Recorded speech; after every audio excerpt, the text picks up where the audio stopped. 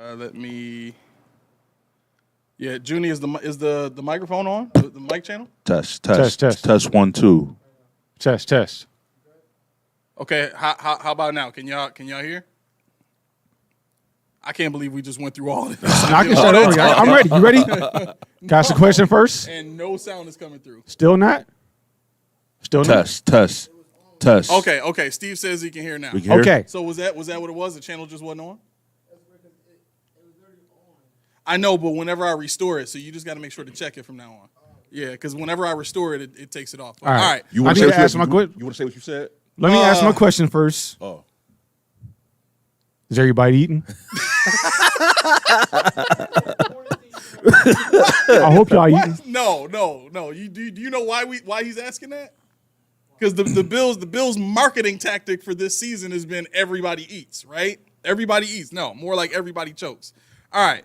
Mm-hmm. We back on now. We can start this thing the right way. We had to do this before last year. We had to recreate the whole show. Remember that? Yeah, well, we At least tried. it's only like 10 minutes. Not even that. Go ahead. 6 minutes in. You got it. All right, listen. I'm wearing the Batman hat today because I am not the superhero that the city wants, but I'm the superhero that the city needs. And listen, if you think it's just me, we all talked about this. Like we talked about praying before the show. We talked about who was gonna get up and walk off the set. Like I think all of us is ready to bring it promise today. we're gonna still be friends after this show. Oh yeah. You guys are gonna promise you're not gonna unsubscribe. Right. Okay. So I started off with Snowman right here, right? And I'm sure some of you probably got that from just the body language. But here's the deal. When you're supposed to be the best offensive lineman on the Buffalo Bills, and you get bull rushed yet again into Josh Allen's backside, basically, and stop him from throwing what should have been a first down play to Curtis Samuel, who that was probably the one target that he got beyond the line of scrimmage, aside from all of the other screenplays that he was targeted on, and half of those got blown up to begin with. But again, back to Dawkins. You can say whatever you want about him taking an ankle sprain in that Ravens game. It didn't seem to bother him throughout the entirety of the game until we get to a key situation in which he's yet giving up another rush, and he's supposed to be the guy that protects Josh Allen's backside. If I am Josh Allen, I do not trust this offensive line. I do not trust the protection. I don't trust the calls. The A-gaps are getting blown up, and Deion Dawkins is supposed to be the best part of all of that, and he's trash when it counts. So I don't want to hear anything else. I've tried to give the man credit. I've tried to give the line credit. We even did a whole episode on what the stats say about the team. But if you cannot show up when it matters most, you have no business calling yourself any kind of nickname. Get your behind back in the film study and get your behind back on the field and start working on some technique and get better at what you do before you get up in front of any shows, before you get up on Colin Cowherd, before you start your own podcast and have endorsements with Monster. Nobody cares about all of that. What we care about is how many wins in the playoffs are we going to get? Because to me, regular season wins don't mean squat. That's where I'm at with that. That's my first one. I got 5 of these bad boys coming. But we gonna pass this. We gonna pass the rock around. So, Mac, I think you were going right. Can you recreate the magic? Yeah. So I don't know. They probably didn't hear me the first time, but I can feel his frustrations when it comes to Deion because I think he's a great player. However, great players show up in great moments, and it always seems like it's always the critical moments where we need him is where that stuff happens. Like I said before, it's not first quarter, second quarter. It's when those clutch moments where we absolutely need a first down or we need a play. And that happened, so I could feel his frustrations. So I was coming on the show to flame the offense. I was going to flame Mac Hollins. I was going to flame Brett. I was going to flame everybody. Then I had to watch the game a second time. I had to calm down, so I watched the game again, and I went through play-by-play, drive-by-drive. With that being said, to me, this game was definitely winnable. Mm-hmm. Definitely winnable. Mm-hmm. Now, going into the game, before preseason started, when I saw the schedule, I'm like, that's going to be a tough game, but we probably can beat them. I said it's going to be a tough game. Mind you, I'm not taking nothing away from the Houston Texans or C.J. Stroud. I think they're a very good team. He's a very good quarterback. However, he's not as good as what I thought he was. Neither is the coaching. They're not as good as I thought they were. And I said that to say because we were in the game. We had 17 unanswered points to come back and win the game, but we didn't win the game. Now, to me, I have to give credit to where credit is due. I was shocked that I'm saying this, so you feel free to flame me, but I think Brady did a very good job coming back from that horrible game in the Ravens game. If you look back from play-by-play, drive-by-drive, the offensive play calling was not bad. It was the execution that sucked. Josh Allen and the wide receivers, I don't know what they were doing. They wasn't communicating. Josh was making poor throws. Like, I don't know what was going on with that offense. Shout outs to the defense. The defense played their balls off as usual. You know what I'm saying? So, but I got to blame Josh. Wow. He missed a lot of throws. A lot of throws. Also, the communication, I'm not blaming on him, but the offense was not in sync the whole game. Players running the wrong routes. I don't know what was going on with the I don't know what's going on, but I saw him frustrated. I finally saw Josh Allen frustrated. He said the F word. Yeah. He finally said it. Fudgicles. He finally said it. And I'm like, maybe that's going to get them to play together as a team, fix these issues, fix these communication issues. But with Mac Hollins, I don't know what he was doing, but I don't know what's wrong with his hands. I don't know if he got freaking stones for hands or what. But the one thing that pisses me off is if you watch the game, every time he had a ball thrown to him, he had great separation. He was open. Mm-hmm. He just couldn't come down with the ball. Mac Hollins, you talking Yes. That's what I'm saying. Rewatch the game. Every throw that Josh threw to Mac Hollins, look at the separation he had from him and the defender. I would definitely say. But you have to ask yourself why he had separation. So like if I'm trash and nobody's covering me, like no. So when you watch because you guys got the 22. When you watch the 22, Mac Hollins is good at double moves. I was going to say the first that when he just overthrew him. Yeah. That was Mac Hollins dusted that safety. Well, but that to me is like when I'm watching, because I rewound it and watched it like while the game was going on, but it didn't look like he had a lot of skill tracking balls deep like that. Well, that's the second component. Yeah, like Mac Hollins is not a deep ball receiver. Right. Well, I'm going to get to that. So that's what frustrates me. The one thing that he does well, he can't even capitalize on it. Yeah. Whether it's ball tracking or just he got stone hands. So, like, that's pissing me off. And then you got, like I said, the wide receivers. I don't know. Dalton Kincaid missing catches. Coleman missing catches. Granted, all those wasn't on the wide receivers. All of them was on Josh. So it was a 50-50 split. But that has to be better. The highlight, Cook always come. Why he don't? Why he the only one that come to work? Wait, say it slow. Why is James Cook the only one comes to work every day? Why? Himbo? He the only one. Timothy? Wait a second. There's a little bit too Ain't no flag on the play. Ain't no flag on the play. Keep going. Listen, Key. I mean, honestly, am I lying though, bro? No. Am I lying? No, he comes to work every day. They even said on the radio this morning, he is the second most dynamic player on the team. I have to agree with that too. I can't even argue with it. I mean, when he was drafted and they said think of him as a receiver, I scoffed at it because I had enough of you pissing on me and telling me it's raining. You know what I'm saying? And for me to get a running back, but I toughed it out and I said okay, fine. I've seen what receivers that are I've seen what running backs that are used as receivers look like. I would like to have an Alvin Kamara here. That sounds like a nice deal. Let's see what happens with that. Did he get used that way? Nah, not under Dorsey. Running like a 230-pound running back. Yeah, exactly. And then even when Brady first came in, what was Brady saying? He's gonna be exhausted. I'm gonna run, I'm gonna run him all the time, whatever. Mm-hmm. Like he had one amazing play on that little zig corner route. I don't know what we'll call it. It's probably a flag route, so to speak. But that corner route that he ran out to the end zone and caught that touchdown.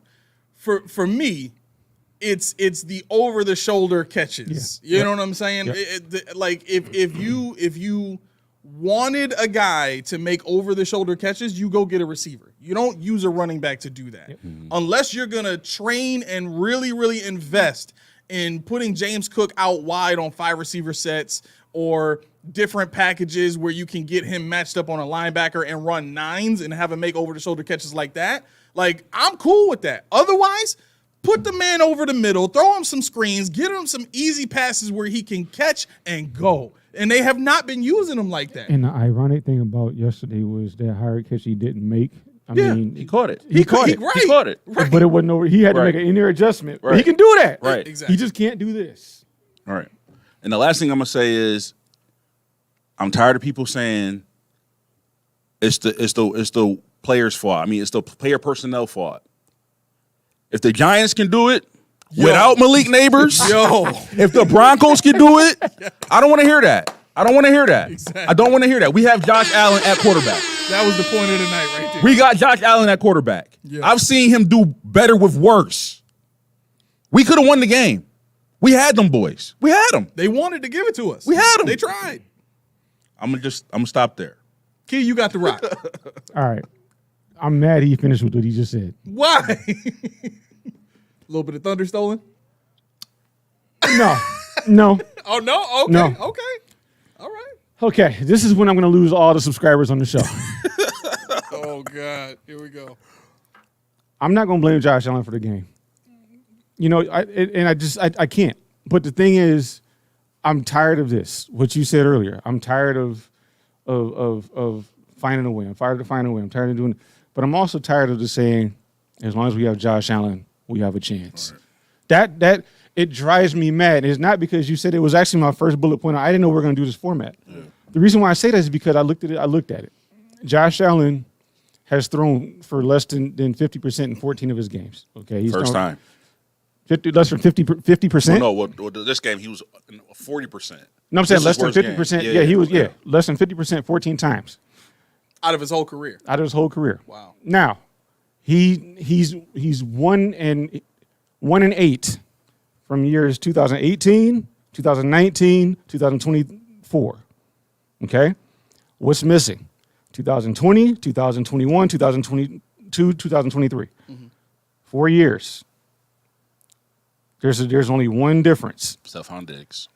We were 3-1 when Josh Allen went for less than 50% with Stephon Diggs. 3-1. And the one is this past game. Wow. So I don't have a problem with people saying as long as we have because look at it like this. When is the last time we've had a good quarterback? Teams have had a history of good quarterback, good players, good anything, will not say that. Of course, as long as we have this person. But the thing is, yesterday, Josh Allen did not have anything to do with us being in that game. Right. Josh Allen, like you said, Josh Allen was, I don't know what the hell he was doing. At the end of the game, Sean McDermott even said, first down. You saw him on the sideline when Josh threw it out. He was like, just get a first down. Yeah. Mm-hmm. So when he says in his press conference, the last series was on me, like, that's not what you wanted. If anything, it's on you because you didn't tell Brady what the fuck are you doing. Right. This is what we're going to do. Right. All right? We're going to play for overtime because, honestly, on the 3-yard line, do you blame them? We're trying to go 97 yards in, 20 seconds, 27 seconds? No, you can't. To me, it's not realistic to go down the field and kick a field goal to win the game with no timeouts in the time that you have. Right. So it's like, at that point, unlike in Philly, let's play for another series. Let's play for another guy. Let me ask you who you guys think that is on, because if you go back and you said you watched the game twice, right? Did you see the route that Mac Hollins ran on? I think it might have been. I'll say which one. The one where he had it. He could have, if he would have. Where he was running and the safety was right with him. He threw it on the wrong It might have shoulder. been second down on that series from the 3, and Josh threw it deep to Mac Hollins. Well, did you see the route he ran? Yes. He ran a square in and then up, right? So it's almost like a pump play for to make the safety bite and then get a. So what I'm trying to get to is this. On that play, there was only one player underneath. Everybody else that was running routes was past the first down line on that play call, right? And then if you go to the third down play call, the only players that were open underneath was Keon Coleman, in which Josh would have had to hit him as soon as Keon hit his hitch so that the defender didn't have enough time to drive on the ball. But technically he's considered open. And then you had Kincaid wide open over the middle, where if Josh can lead him a little bit, Kincaid's got leverage on the defender to maybe get another 2-3 yards tops, and they would still come up a yard short, in my opinion, right? Unless Kincaid made a miraculous play. But all of the other receivers still way past the first down yard line, right? So it begs the question, if you're trying to get a first down, and Sean said we were trying to move the sticks, and then we wanted to run the clock out and play and go to overtime, right? And I'm paraphrasing. It's essentially what he said. And yet you have these play calls that everything is going deep on. This kind of reminds me, and then I'll get you guys' thoughts on this. This kind of reminds me of 13 seconds where somebody was supposed to squib kick the ball, and then yet somehow it got kicked out of the end zone. And who got fired for that? It wasn't Sean McDermott. It was your boy Smiley, right? So I'm looking at this situation, and I'm saying to myself, why in the world would Josh go deep if the understanding as a team was to get a first down and then run the clock out and then play for overtime? Your thoughts, John? So, like I said earlier, when I said about how I think that Brady did a good job coming from last game to this game, up until that one was the one that I scratched my head on. Because, first of all, if I'm in that position, I'm not throwing it all 3 times. Right. If that's the goal, is to get the overtime and run the clock out, I'm forcing them to burn a timeout. I'm going to run it. And you got Cook, who was getting... Wait, say it again. I need you to say it again. You got Cook. No, see, this is a quandary I have. Now, why would, as a quarterback at this time, at the point in your career, seven years in, you're supposed to be an extension of the coach, extension of the philosophy, extension of the game plan.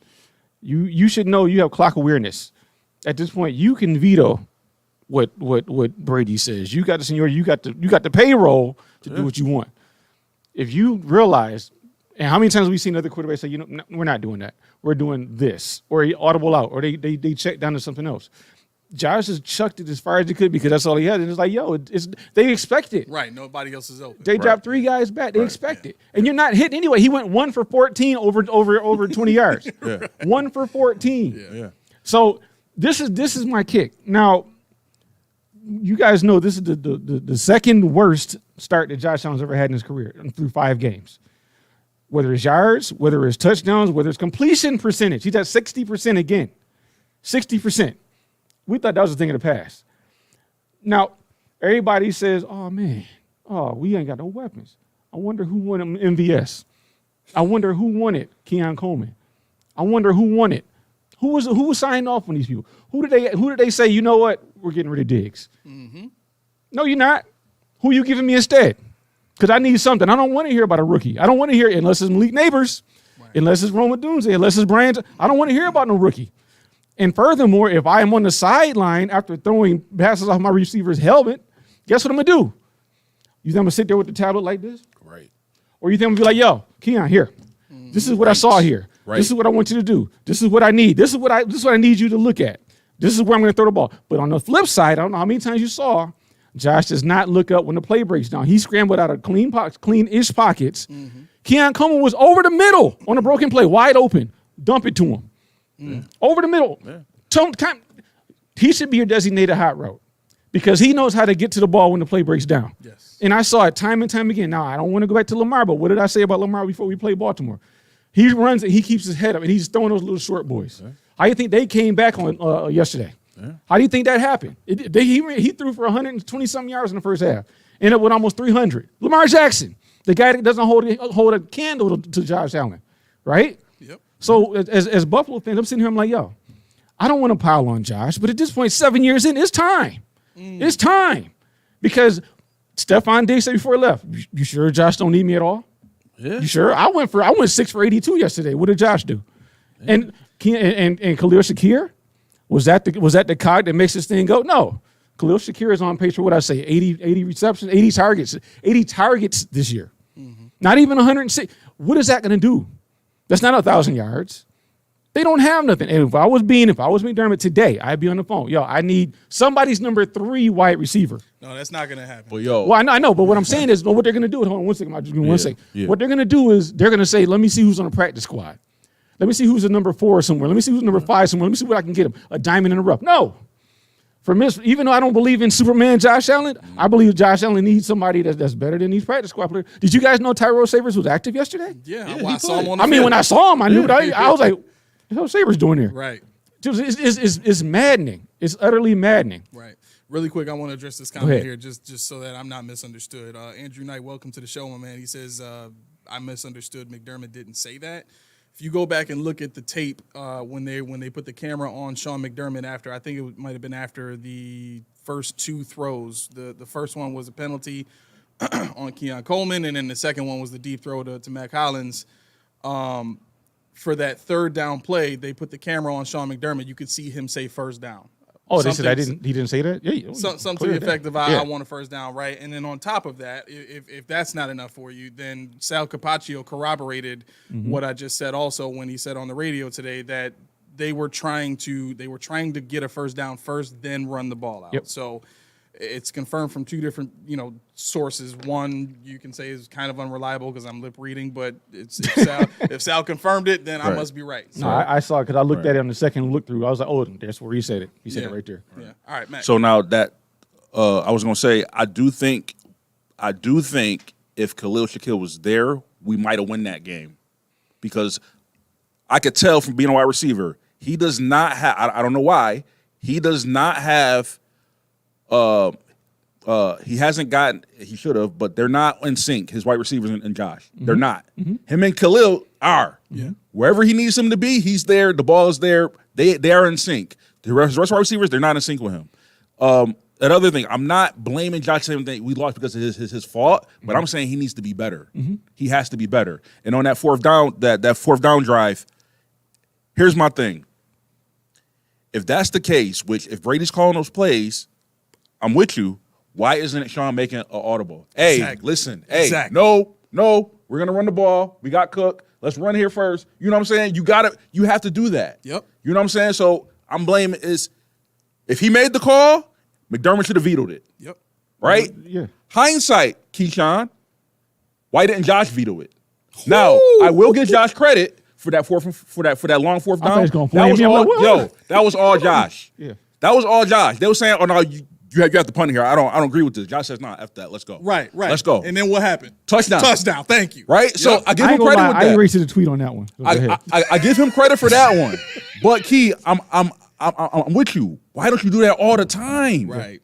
Like if it worked, you know how much credibility you got with the coach. Yeah. Yo, you wanted to punt. I got it. Coach, trust me. Oh man, you got it. Hey, guess what? The Bills are 100% when they go for fourth downs. They're 100%. Every time they go to fourth down, they always get it. They have not missed all year.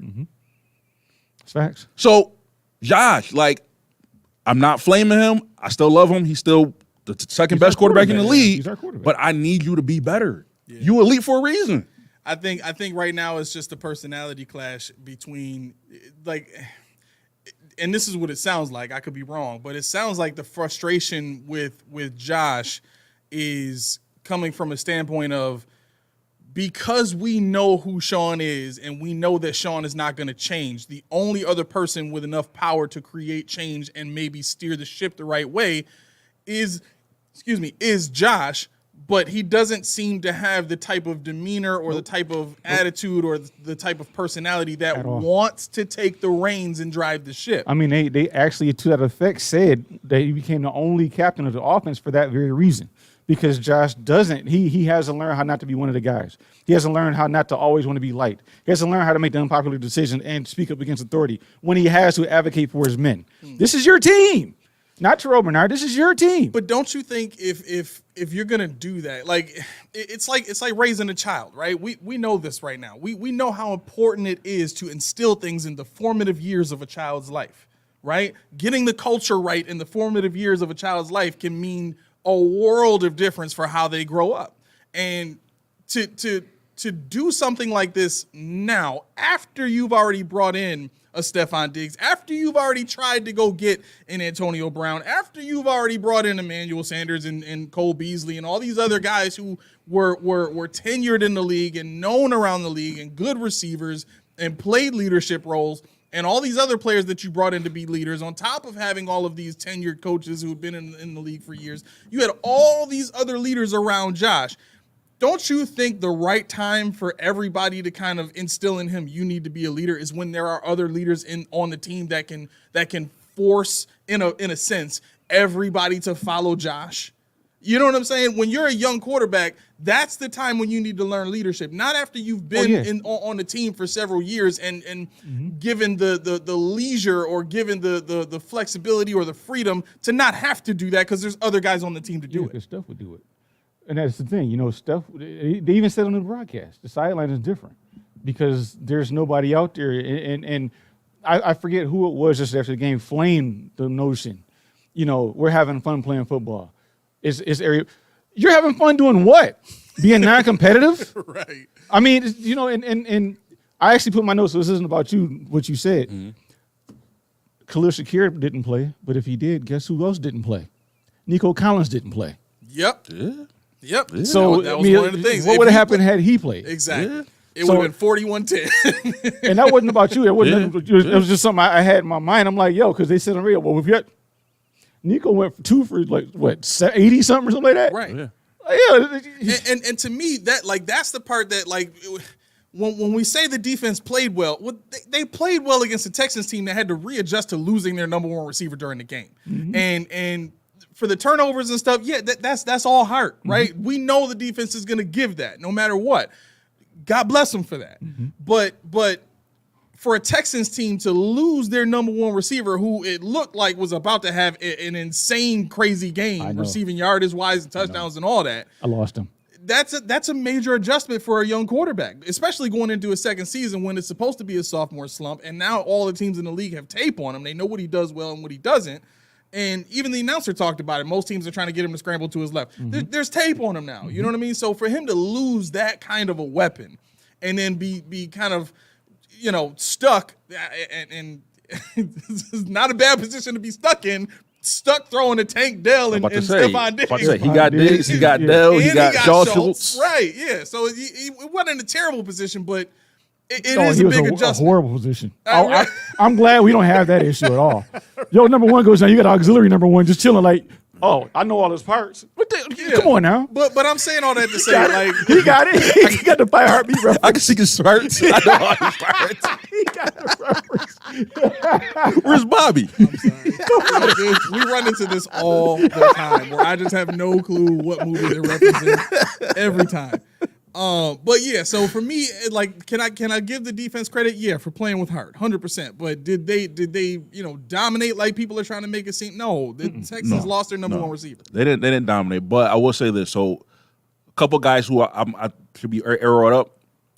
Dwayne Carter, number 90. He can play. He can play. 90. He can play.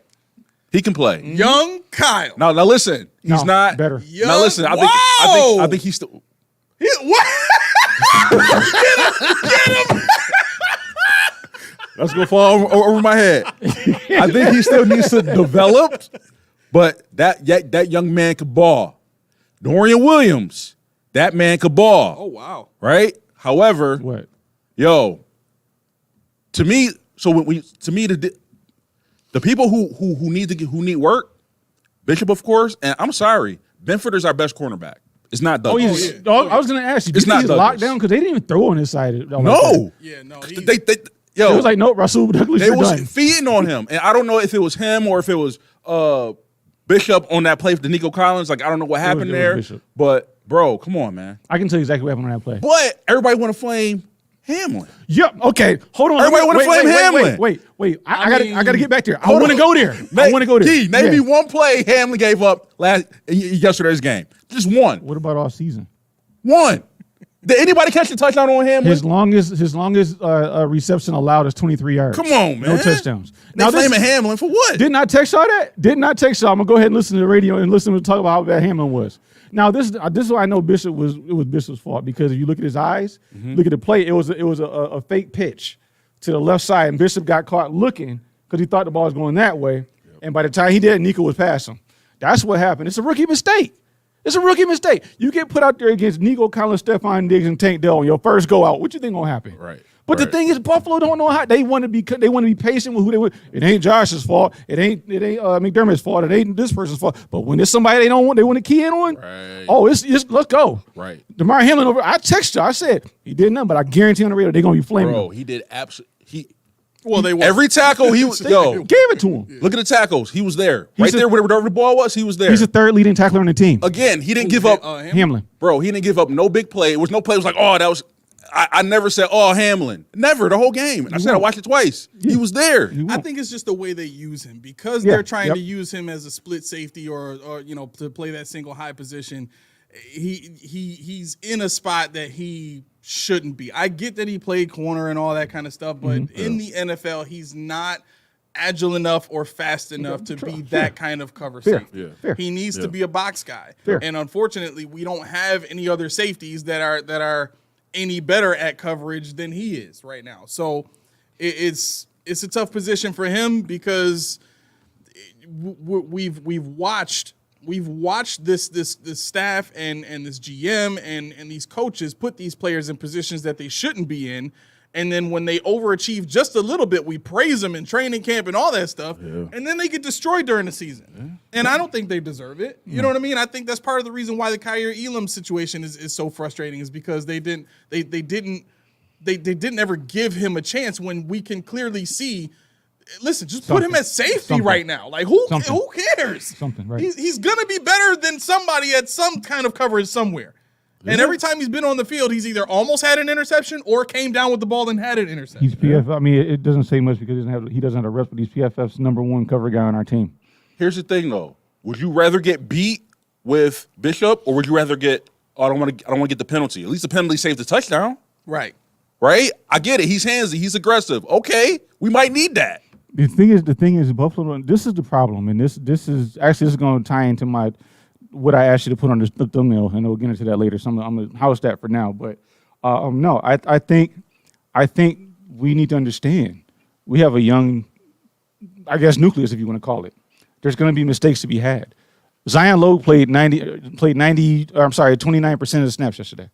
No, he played 29 snaps. 29 snaps on the defense. He just signed Tuesday? He just got here. Just signed. So it's like, okay, we got a very young squad. I told you guys, after week one, Rousseau, 10 sacks. It seems like that's a wish now. 10. He had 3 in the first, so if he gets another cluster, maybe. He's going to get 2 more clusters. And then you think about, like you said, Benford, he's like that whole, they don't even throw to that side. They don't test him. It's weird because guess who else is on that side? Hamlin. Okay, so we'll move on from there. But no, and what is it about Schultz? What's good with Dalton Schultz? Because Stingley punched him in training camp. Yeah. He got a personal foul for throwing that ball at Bishop. And then, did you see Damar Hamlin toss him on the sideline? Yes. Now, when did Damar Hamlin get run over? They said he got ran over. I missed that. Damar Hamlin got ran over? That's what they said. I didn't see that. I didn't see it either. I watched the game twice, and I was looking for it. I don't know when he got. The only time I could think of was that play where he was getting thrown to the side by Schultz and still made the tackle and still tossed Schultz to the ground. Got up, was talking and messed on. The refs had to separate him. Schultz, he pretty much drove him out of bounds. But while he was going out of bounds, Hamlin he made a stop. And I'm like, are we just making up stuff? If somebody saw this, please tell me where. And I'm not gonna flame you. I really didn't see this, and I don't know where people were coming up with these things. But it's a crusade at this point. So let me ask you guys. This question, because this comment came up and I don't want it to get too far off before I forget it. So Senke Chandler asks, I think Josh leaves or we get Bill. I think he's talking about Bill Belichick. Josh leaves? Huh? You said Josh leaves? Yes. So this thought occurred to me, and this might sound a little outlandish, right? But I think the realm that this show has been living in has kind of been, we're always ahead of our time. You know what I'm saying? We all the stuff that we're talking about now, we've been talking about since last year. All the stuff that we're seeing now, we were talking about back in March when the Bills got rid of Diggs. So let me ask, when we heard Sean say, I wouldn't have gone deep that many times, when you as a coach make a statement like that, first and foremost, he could have been clear and said, I wouldn't have called that many deep plays, right? And maybe been a little bit clearer about where the blame goes. But for that to be his statement, and for Sean to have, I think this might be his second statement that he's made publicly in the last couple of years, directly pointed at Josh and Josh's tendencies, right? The first one was point to the head, be smart, right? Sean has always been on this kick about playing with efficiency, playing complementary football, all the things that tell us that Sean really wants Josh to just be a game manager. He wants Josh to be Brock Purdy, basically, right? Now, Sean McDermott is probably going through one of the roughest seasons he's gone through as head coach of this team. But what if Sean gets to the end of the season and he decides Josh is not fitting in with what I need from my quarterback? I can see, and you guys can tell me whether or not you disagree or agree, I can see a scenario based on his relationship with the owner.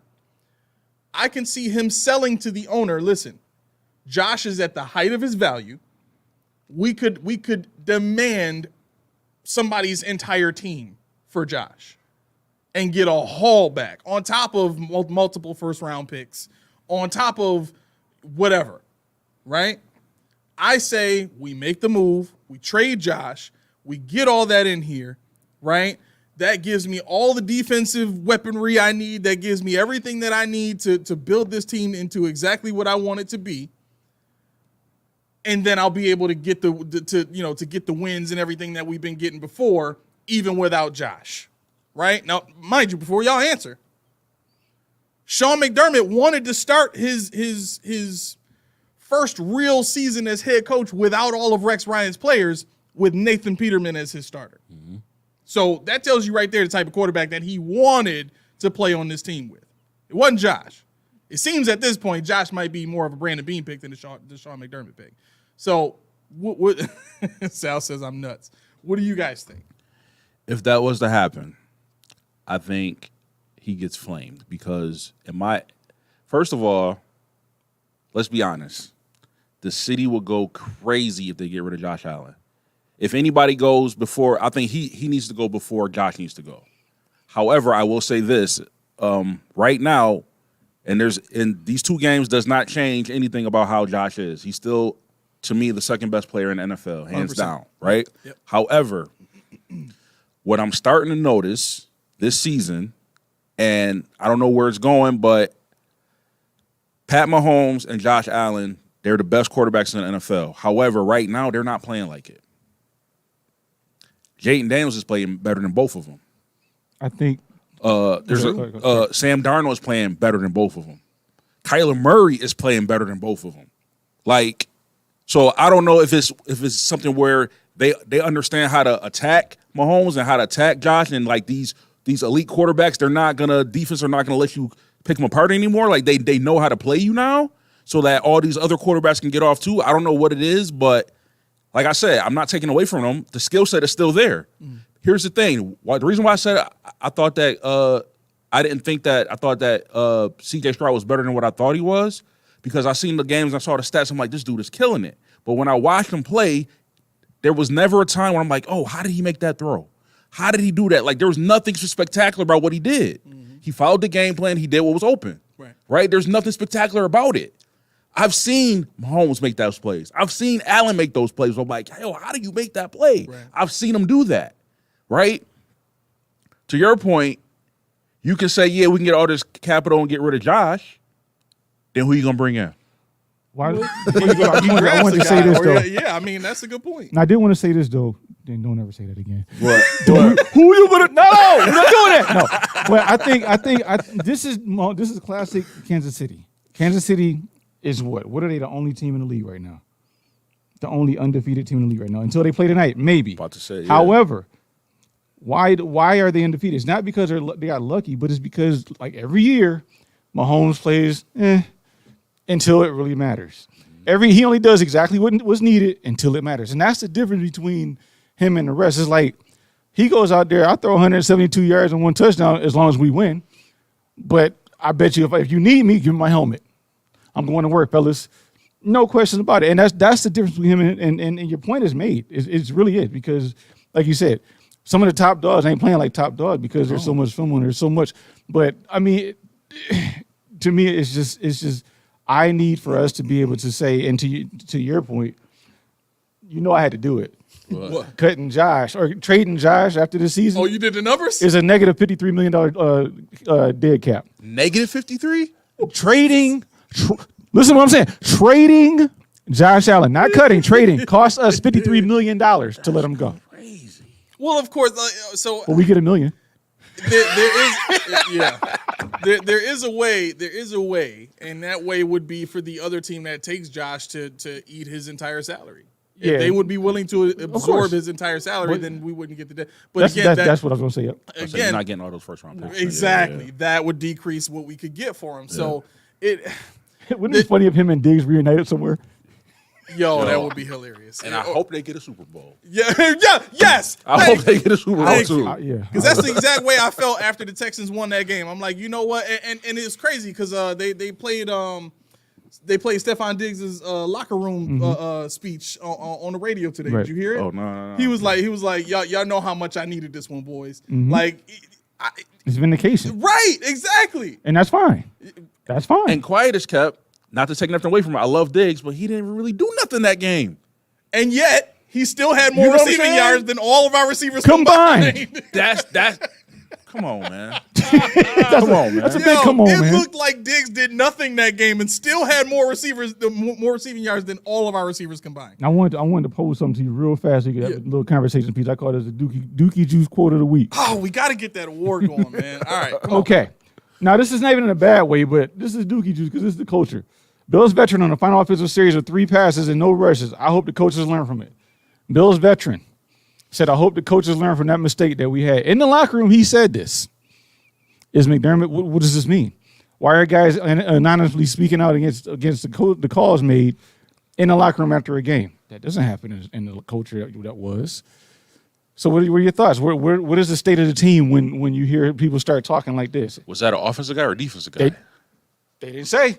Wow. I tried to read the tea leaves, but I'm thinking it had to be an offensive guy though, because defensive guys pay attention to that, but offensive guys had to run it. So the reason why I asked that, because like I said, if I'm on that defense, Terrell Bernard back, like to me that defense was playing. Right. Like I said, they It was. had Me a couple too. players. So if I got my helmet and I'm tired, I'm dripping wet, I'm sweating, I'm bleeding, and I watch y'all on offense, I'm like, bro, come on, man. Right. I'm pissed off. Mm-hmm. Right? I'm like, yo, what are y'all doing? You know what I'm saying? So that's why I asked that question, but I don't know. I could just tell something is not right in the communication within the either it's in the coaching staff or the players. Something's not right. I can't put my finger on it, but it's not right. The other thing is, this is for Bean and McDermott. What has any of the free agencies done for our team since in the last 4 games? Okay. None of them does nothing. Okay. Now the rookies, yes. Keon Coleman, I can see. Even Bishop, some of the defensive guys, I can see that. Yeah. But these free agent signings are doing diddly squat. Yep. Let's house that for a second because that goes into something else Okay. later. The bad Dookie Juice award goes to the tweet. McDermott, there is concern, no doubt. We need to improve that area when speaking about the receiving room. Oh, really? He said that. Yeah, McDermott there's said concern, no doubt. We need to improve that area. We'll see what that means. It means nothing because they didn't do nothing. Well, yeah, that's probably right. Like, for me, it comes down to the foundational thinking or the idea of how this team is built. Right? You have what has been widely known as a good defense for the entire time that Sean has been here, right?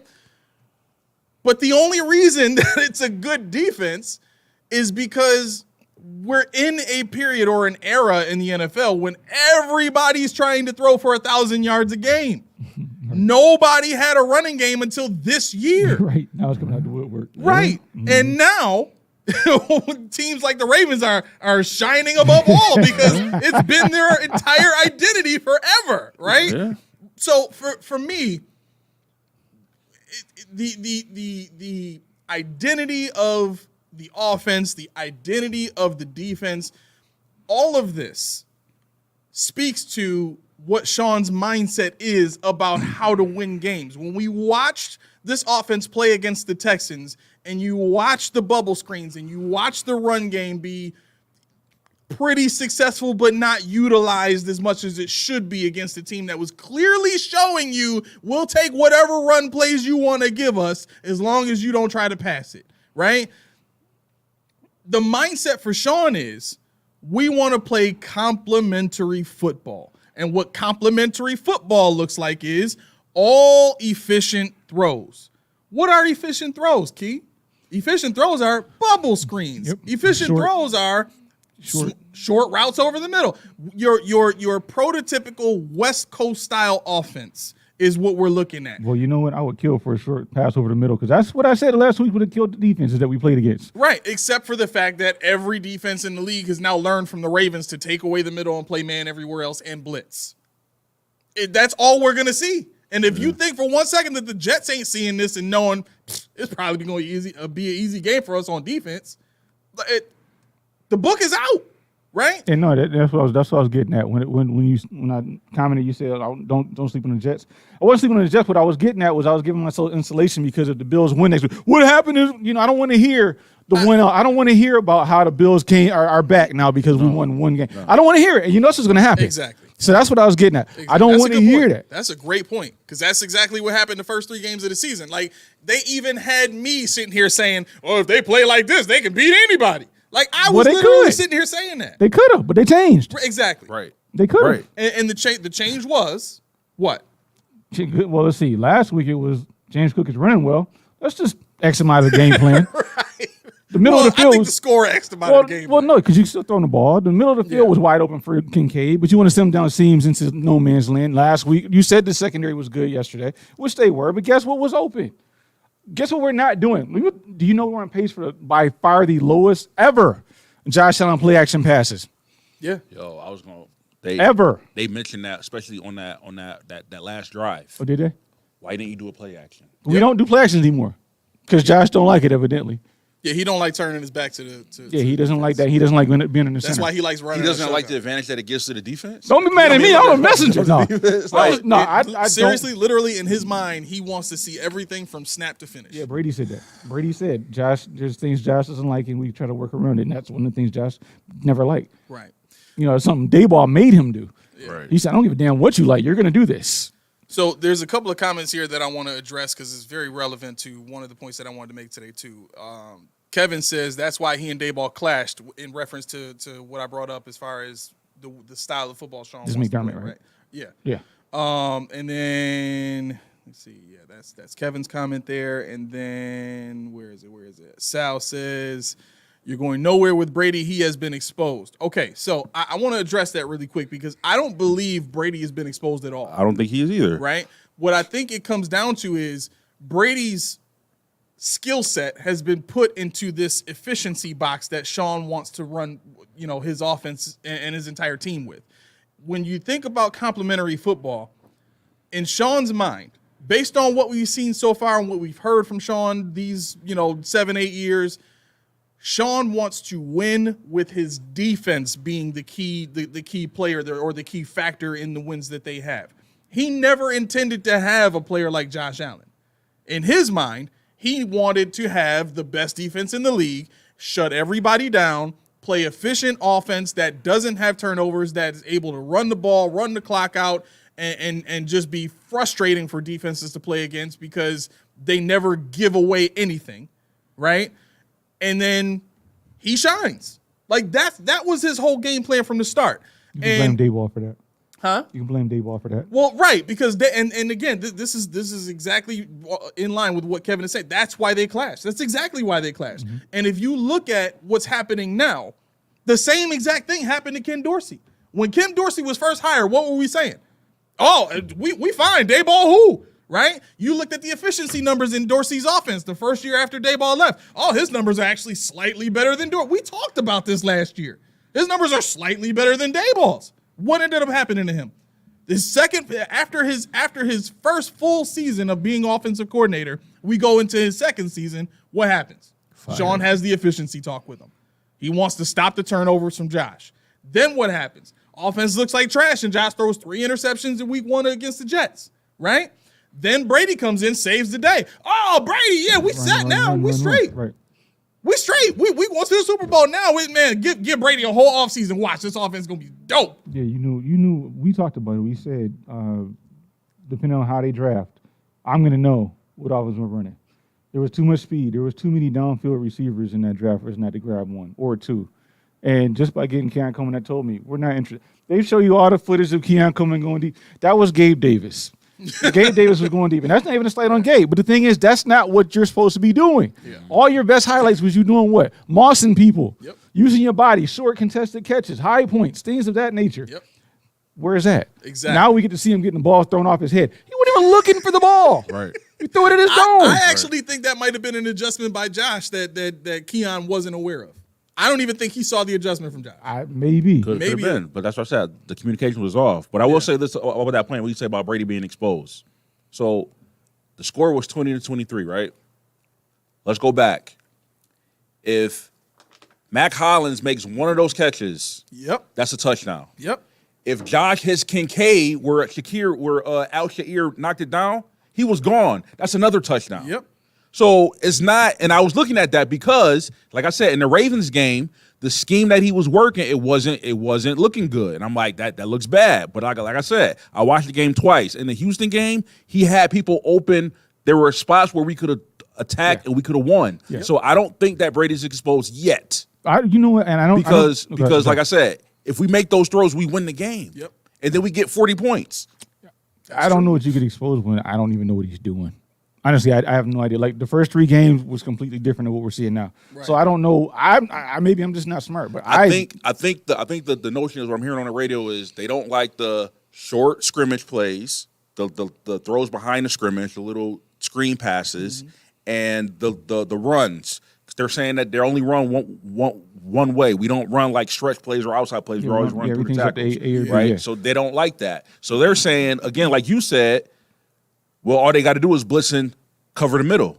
You stop the Bills. So I think that's what they're saying his scheme is, and that's how to stop it. But again, like I said, yesterday there were many plays where we could have scored. Yeah. We just didn't connect on those plays. The one thing I will say about Brady's offense is he doesn't do a good job of setting up the plays that are supposed to catch a defense off guard, like the naked boot. When he did the naked boot, he did it off of a stretch run. They haven't run a stretch run in how many weeks? It's like they almost never run it. And they're supposed to be an offense that's multiple in their run and does a lot of different things, but they don't see it like that's the thing. They ran multiple formations and multiple types of runs in preseason, but they haven't done it yet in the regular season. So is it a lack of trust in the offensive line or whatever? That's kind of beside the point. But when you run a naked boot like that off of a zone run, which is usually how you run any kind of boot, it has to be a situation where you've set up the defense to bite on that stuff. There's a reason these players are not biting on our trick plays. They're not being set up. So if there is anything about Brady's offense that I will say is kind of suspect, That's the aspect of it. But that could just be, his lack of experience at the NFL level. So Did you watch the what's the show Inside the NFL with Chad and Bill Belichick? No, he went over that. Oh, did he? He bro. I hated Bill Belichick when he was coaching for the Patriots. But he's nice now as a commentator, yeah. He's literally like a teacher, bro. Yeah. He was going over the schemes. Basically, he was pinpointing the Shanahan offense way back from the dad. Oh, wow. And looking at everybody from the Shanahan tree, they all run the same offense. Yeah. He mentioned, I think I did see he that. mentioned they run stretches. Yep. And they do it with the naked boot. Yep. Reason being is they look identical. You Yep. don't know which one is coming, and that's how they get defense off guard. And that's what the basis of their defense is. We're gonna run these stretch plays. We're gonna run these boots. So now you ain't gonna know you're not gonna know how we're gonna attack you. Yep. And it leaves you open because like, okay, what are they gonna do? What are they gonna do? Yeah. And that's the Shanahan offense. Like he briefly broke it down. So how come nobody's talking about the fact that we've had 4 different offensive coordinators and 3 defensive coordinators, and to what you guys are saying, and which I agree with. Except for Dayball, all the offenses have looked the same since McDermott's been here. Yeah. I wouldn't say the same. So, all right. So Dayball, of course, He doesn't count. Yeah. right. The difference between me with Dorsey and Brady is Dorsey never did these behind the scrimmage crap. Yeah. He never did that. Mm-hmm. True. So that would be the difference. But out of the 3, the one that looks the most efficient was Daboll's because he attacked the defense. Mm-hmm. I don't think we attack the defense. We just want you to stop what we're doing. Right. Daboll attacked you. Yeah. I don't think Dorsey We just try and to scoot around you now. exactly. I don't think Excuse me. I don't think they're trying to attack, No. and I think that's what it is. It's called efficient offense, and it's called Dayball didn't want to run. Josh Allen was throw happy in Dayball's system, and we knew it. Yep. That's what we like. Now imagine Dayball with this cast of characters. Now it wouldn't work because everybody wants to. They want to throw deep balls. They want to Josh get sugar high Josh like he did yesterday. Throws deep, and Hollins just ain't fast enough. Coleman's just not fast enough. MVS is just not an NFL player enough. So it lends to Curtis Samuel. The myth that Curtis Samuel was just ridiculous to me. Like he was a slot guy evidently, which I didn't know, but I know his best year in the pros is almost identical to his best year in college. 77 receptions, 800 plus yards, and 7 touchdowns. Almost identical to the letter. His junior year in college before he got drafted. That's pretty much what you're going to get out of him. Now I know you paid him as your number 3 receiver with $8 million cap hit, but that tells you right there the job ain't done. That tell you right there the job is not finished. And for anybody that was not happy with the signing, but said, okay, let's do it, let's go. Yep. That was a cardinal. That was a flaw, a big time flaw. And you're seeing it now because everybody ain't eating. Everybody trying, but they not eating. You can't. And they said it on the broadcast yesterday. Why is Coleman not in the slot when you guys secure out? I know you wanted him outside, but he just doesn't have it out there. I mean, boom. So, per case in point, I don't know if they listen to the show. They brought up Shavers. So if you got Shavers on the outside, Yep. you got Matt Collins on the outside. Why not put him in the slot? Right. You know what I'm saying? If you got the 2 big bodies, Would've made it why happen. not? I mean, that's the thing. Like I just said, if they look at this film and don't say Keon Coleman is the ultimate safety valve for Josh right now, they need to look at some different film. Yeah. That was my number 3 point that I wanted to bring up. Like Keon Coleman is your number 1 receiver Bro, right now. give him the ball. Right. Until Shakir comes, and this is the thing too. Like everybody thinks that this high ankle sprain from Shakir is just gonna go away in a few weeks. No, he's in the same way that we thought something was wrong with Gabe Davis, and we didn't find out till the end of the season that he had a high ankle sprain he was dealing with. Same thing is gonna happen with Shakir now. He's gonna be dealing with that. 2-3 more weeks at least. Right, until he can come back and play. But even Right. then, it's still not going the to be same. managing the pain throughout the season, right?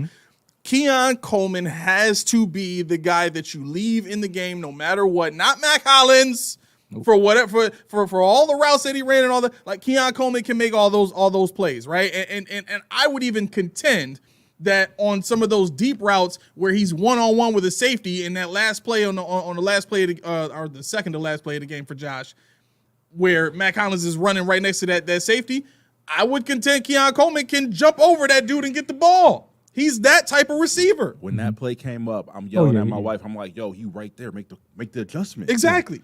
Like the ball was key. Now, don't get me wrong. It wasn't a perfect pass, but it was a catchable pass. Exactly.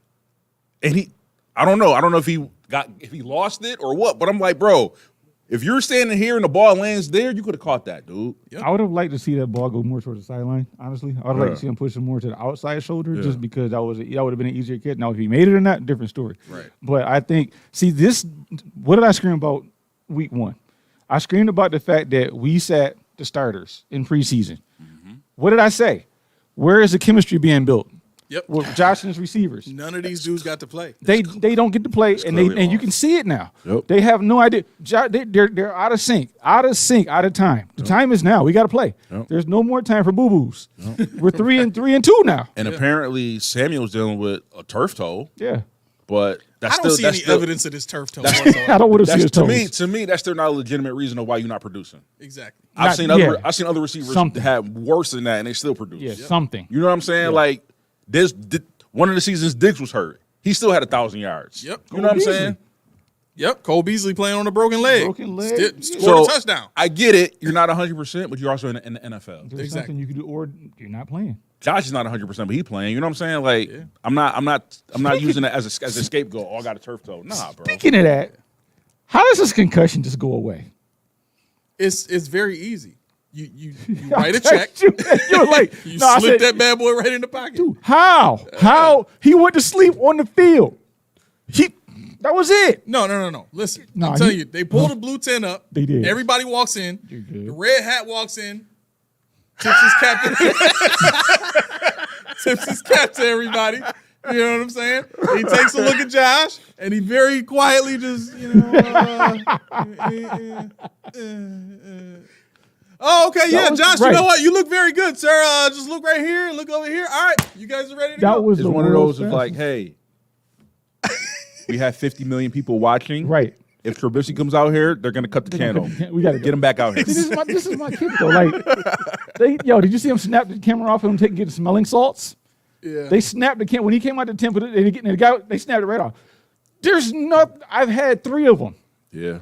He went to sleep on the field for 15 to 20 seconds on his chest. Then he pointed at his chest. You so out of it, you don't even know what hurts anymore. You just like all of it. I don't even know. I can't feel it. Now let me ask y'all this. I don't know how the protocol goes. I know if you have I don't know. So is it because there's different stages of concussions. Yeah. There's light, mild, medium, severe, all that, right? Yeah. So I don't know what is it. If you get a concussion, period, you get pulled out, or If they think you have a concussion, they got spotters in the booth. So if they see somebody like walking weird or get up slow, whatever, they'll buzz down, say get a look on him. So now, while you in the tent, is it because the reason why I'm asking this is because y'all know I'm in the military, right? So there was an incident where I got tested for a concussion. I passed the test, and they said, "Oh, because I passed the test, I was good." Mm-hmm. Not saying that I didn't have a concussion, Right. But I passed the test to where the concussion symptoms was not affecting enough to me to basically take me off of work. Right. Well, Right. Yeah. However, somebody failed it, and they took him off of work because he failed the test. Right. So is that something where Josh, clearly we know he had a concussion. Yep. We don't know how severe or how mild it was, but could it have been, well, he passed the test in the tent, so he's good to go? It's about risk. So when you have a mild or low grade concussion, or however you want to phrase it, the risk of further injury is considered to be very, very low, right?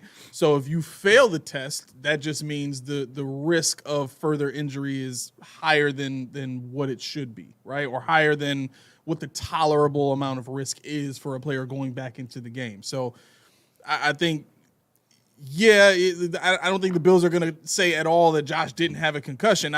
Like this comment that Sal sent in, I thought was hilarious. He said it was Josh's chest like to his back. Right. Where they held him up. They grabbed him and held him up. But no, I mean, I That is a good point, though. that He could did be say it was true. a But back see, injury. this is my kid. Like you said, it's varying degrees. Now, what the concussion test is supposed to identify it if you had one. It's supposed to, and that's how you get put in protocol. Now, there's no way you give a mild concussion, you don't get put. If you have any kind of detection, you gotta. Now he fell asleep on the field. No, they didn't buzz down. See, they were talking about, but no, they didn't buzz down. He was on the ground. They sat him up. You could see he wasn't in no pain when he was laying on the ground face up. He was barely there. Then he stood up, he walked in the tent, and that was it. Trubisky comes out, he passes it. It was too fast. You don't when you're out like that, to me, that's automatic. Maybe Josh and Mitch are not really friends like that. Like anytime Mitch goes on the field, Josh, Bro. nope, I'm good. Bro, Everybody. I felt like when Mitch came out there, Josh was like, Oh, not this again. Not this again. I'm good. No. Like, Who's out there? Winslow did the same Case thing. Keenum, no. Winslow did the same thing. Mahomes. Remember when he got hurt? He kept. Like, nope. I'm good, coach. I'm good. Like, I don't know what it is. Like, no, don't be wrong. I'd rather have them in, but to me, it's not like if you come in, you're gonna mess the game up. Right. Like you could run a play. Like you know what I'm saying? Yeah. Even Nathan Peterman put us up on the Texans at one time. I mean, he threw the interception after that to do a pick six, but he was the game leader at that point in time and then screwed it up. I don't know what it is about them where they don't want the backup to come in at all. Everybody It's wants the it in your risk. I'm hands. gonna tell you exactly what it is. It's the risk of if the backup comes in and shows that they can work that offense and they're functional without Josh. Now all of a sudden, Josh, you got a concussion. We're gonna sit you down. We'll rest you for a couple of weeks. Okay. Now he's got to sit there and miss playing time, miss opportunities to earn money. You know what I'm saying? It's not that Mitch is gonna take his job, but it's like, well, hey, if he can run it, we don't have to put you out there and risk further. Exactly. We can allow you to sit the heel like you're supposed to. Yep. And let him go. That's the fearful. See, I take it the opposite way. That could be true, but I tell you, Josh is like, nobody but me can do this. Well, that might be true. Nobody too. but me can do this, and that's the mindset of a gamer. Yeah. You know, I'm hurt, but I ain't dead. Right. Nobody but me can do this. Right. Put me back in. You know, you're seeing guys, they get their finger set right on the sideline. Put me back in. Tape it up. Let's go. Right. You know, Ronnie Lott, what do he do? Had his finger cut off so he could keep playing in the game. Yeah. So, I mean, it's just a mentality that I never had. Obviously, no offense, but I wouldn't be sitting here right now doing it if I had that mind state. Right. You know, You playing on broken knees right now. man, I'd be out there in a wheelchair. Give me the rock, Bronny. Give me the rock. No. Oh God. but you know, what I mean, it's just the fact that I'm sitting here and I'm like, okay, this is a comedy of errors here. This game was wild, and I know you have more points. You have more points, but I'm going to save the clover for later. So go ahead. Okay. All right. Well, point number 4, and I know I'm going out of order here, but point number 4 you hit for the me. first 3. It's fine with me though. I ain't know you hit the first 3. I hit 1 and 3. I didn't hit 2. Oh, you skipped 2. Two is mute. Two is moot. I don't Whatever care. one comes up that's relevant, It's that's moot. what I'm going with. So, point number 4, Dalton Kincaid is making it clear this year he's not what we thought we drafted in the first round. He is in a prime position to have all of the chemistry, all of the opportunity, all of the shine to make a difference for this team. And all that we've seen so far is he cannot shake whatever these defenses are doing to him. I wonder why. I wonder why he looked so good last year. I wonder why. Why do you think it is? I don't want to keep beating a dead horse, but I wonder why. This all stems from one major thing to me. Which is? Where's the elite wide receiver the elite wide receiver that makes up for mistakes, that takes all the attention, that doesn't do anything in the playoffs, that lets everybody else shine. You think Gabe Davis would have had a 4-touchdown game against the Chiefs and step down and he went on the field? Right. Do y'all really think that? I mean, I know y'all do, but trust me, think about it. Take all that bias away and think about it. Do you think that Gabe Davis would have those games? You think Devin Singletary was that nice for real? Do you think for 1 second that Cole Beasley did not have a great season with Stephon Diggs outside? You think Emmanuel Sanders and John Brown didn't play better in their later years with the guy on the other side? They were getting one-on-one coverage. They were like, this is beautiful. Yep. Why do you think they came back? Yep. Cole Beasley slandered McDermott and the whole Bills organization, but came back. He's like, I'm going to make this easy meal right quick. Exactly. Nothing to it. I'm going to get a couple underneath catches because this dude's going to be running them all up. Even Dawson Knox. I mean, the thing is, now you're the guy. It was too soon. Yep. It was too soon for your ego to get in the way of Keon Coleman's development. Yes, he would have developed. His confidence would have been through the roof. Yep. Yeah. He would have been through the roof. Kincaid, one more year with an elite guy, through the roof. But instead, let's make him a lead in the second year when he didn't do anything his first, for real. I do see stages where he could be that, because like the 2 catches that he actually caught and made, they were both 17 yards. So they're both first downs, well above 10 yards. So like he's capable of making those plays, but it's just I don't think he's First of all, like he said, he's never had been called upon to be the guy. Yeah. He's never had to do it because Diggs was always here. And now that Diggs is not there, I don't think he's ready to be the guy, be the prime guy. Like, hey, I'm running the offense. I don't think he's there yet. I think he could be a weapon. He could be a valuable weapon, but he has to get it in his mind where if he's going to be out, if Shakir's going to be out on that high ankle sprain, it's got to be him and Coleman. It's got to be. Mm-hmm. So one of y'all, they got to step up and like, listen, I understand. I'm looking at the rest of the depth chart. I understand what I can do. I have to be the guy, and you got to make it work. Yeah. Now it's James Cook. But let me ask you this: in the last 10 years, who was probably the best tight end? Last 10 years. Last 10 years, what's that? Travis Kelce. I'm glad you said that. Let's look at Travis Kelce, shall we? I'm gonna go with. No, not because I got this up already. Don't mess my issue. Travis Kelce drafted in 2013. You know how many games he played? 1. You know how many stats he had? His rookie year? Rookie year, 1 game. You know how many yards he had receiving? 10. None. Dang. Second year, he had 67 catches, 862 yards, 5 touchdowns. Third year, he had 72 catches, 875 for 5 touchdowns. Fourth year is when he went over 1,000 yards, over 1,100 yards. Wow. Fourth year, we gave Kincaid 1. That's a good point. I ain't know his breakout was that. I knew it wasn't the first year, but I thought, second year he was good. Nah. Fourth year. Fourth year. But he was in the NFL for 2 or 3 years before Mahomes even got there. Yeah. Wasn't he? Yeah, so his breakout had a lot to do with having Mahomes there too. Well, who was it before? It was Alex Smith. Because his first breakout year was Alex Smith. Mahomes came in 17. Okay. Yeah, Mahomes came in 17. So Alex Smith was there in 16 and 17 because Mahomes started in 18. Wow. So that makes a lot of sense then because now, what year did he start? His starting year was what year did he get drafted? 13. Was Gonzalez there? Ooh, 2013. That might have been when even he went better. To, I hope he Atlanta. was even better Because if he was, because he didn't start, it had to be it's Gonzalez. really a slap in the face because again, they did it the right way. They got their rookie with a vet, and they let him work and learn. I don't know. But I know Gonzalez played for KC. I don't know if it was around that time though. Let's see. No, their top tight end in 2013. No, he left in 08. He left from 08. Okay. Yeah. All right. Yeah, he had Fasano and yeah. Yep.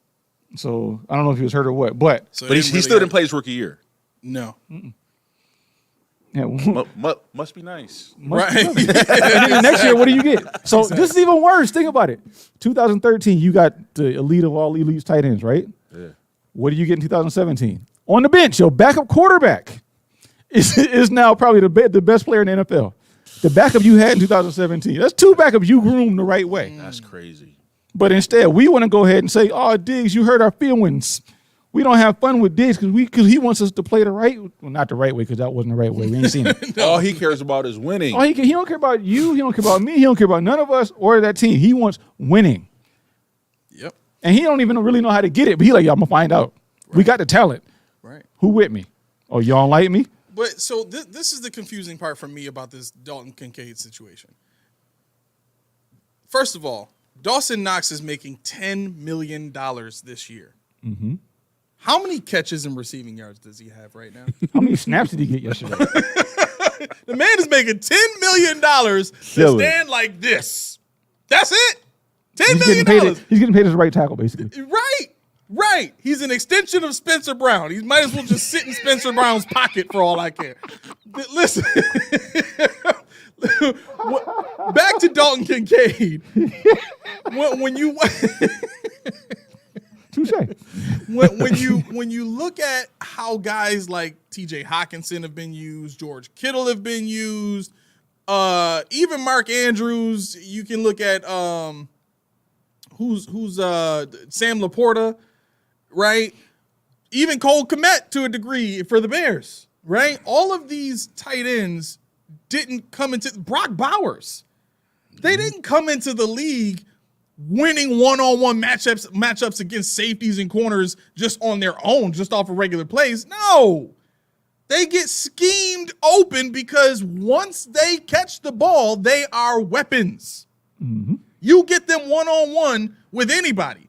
They know how to box out. They know how to position. They know how to make a play on the ball. And what I saw in this Texans game is I saw a linebacker who is not great in coverage almost intercept the ball that Dalton Kincaid clearly could have stopped and tried to come back and catch and maybe incur a defensive pass interference on top of everything. That's the nuance. So you got to learn that nuance. He doesn't have it. Right. Yeah. This is the stuff that is either not coached or the player just doesn't get. Yeah. And either way, that's on the coach's head. Yeah. Period.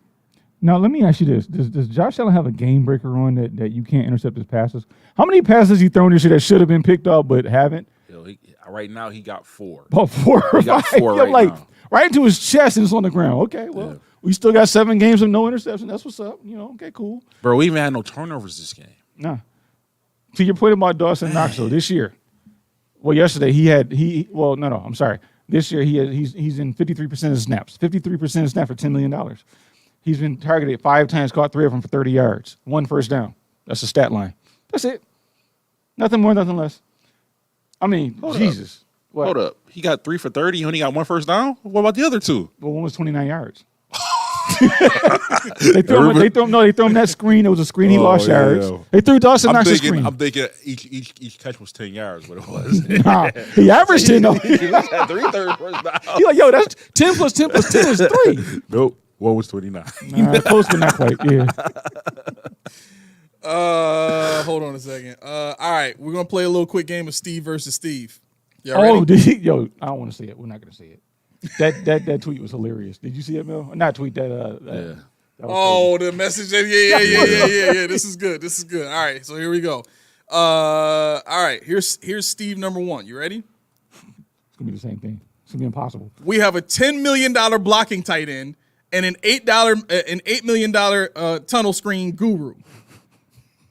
Okay, that's Steve number 1. Mm-hmm. Steve number 2 says, winning the McDermott way is real winning. Please do not watch Minnesota games or Detroit games. The McDermott way is the right way. Don't believe your eyes. Everyone eats. It's anonymous now. No one got spicy like 2 shows ago, so I'm like, I don't know. Let's see. The first one was still kind of nice.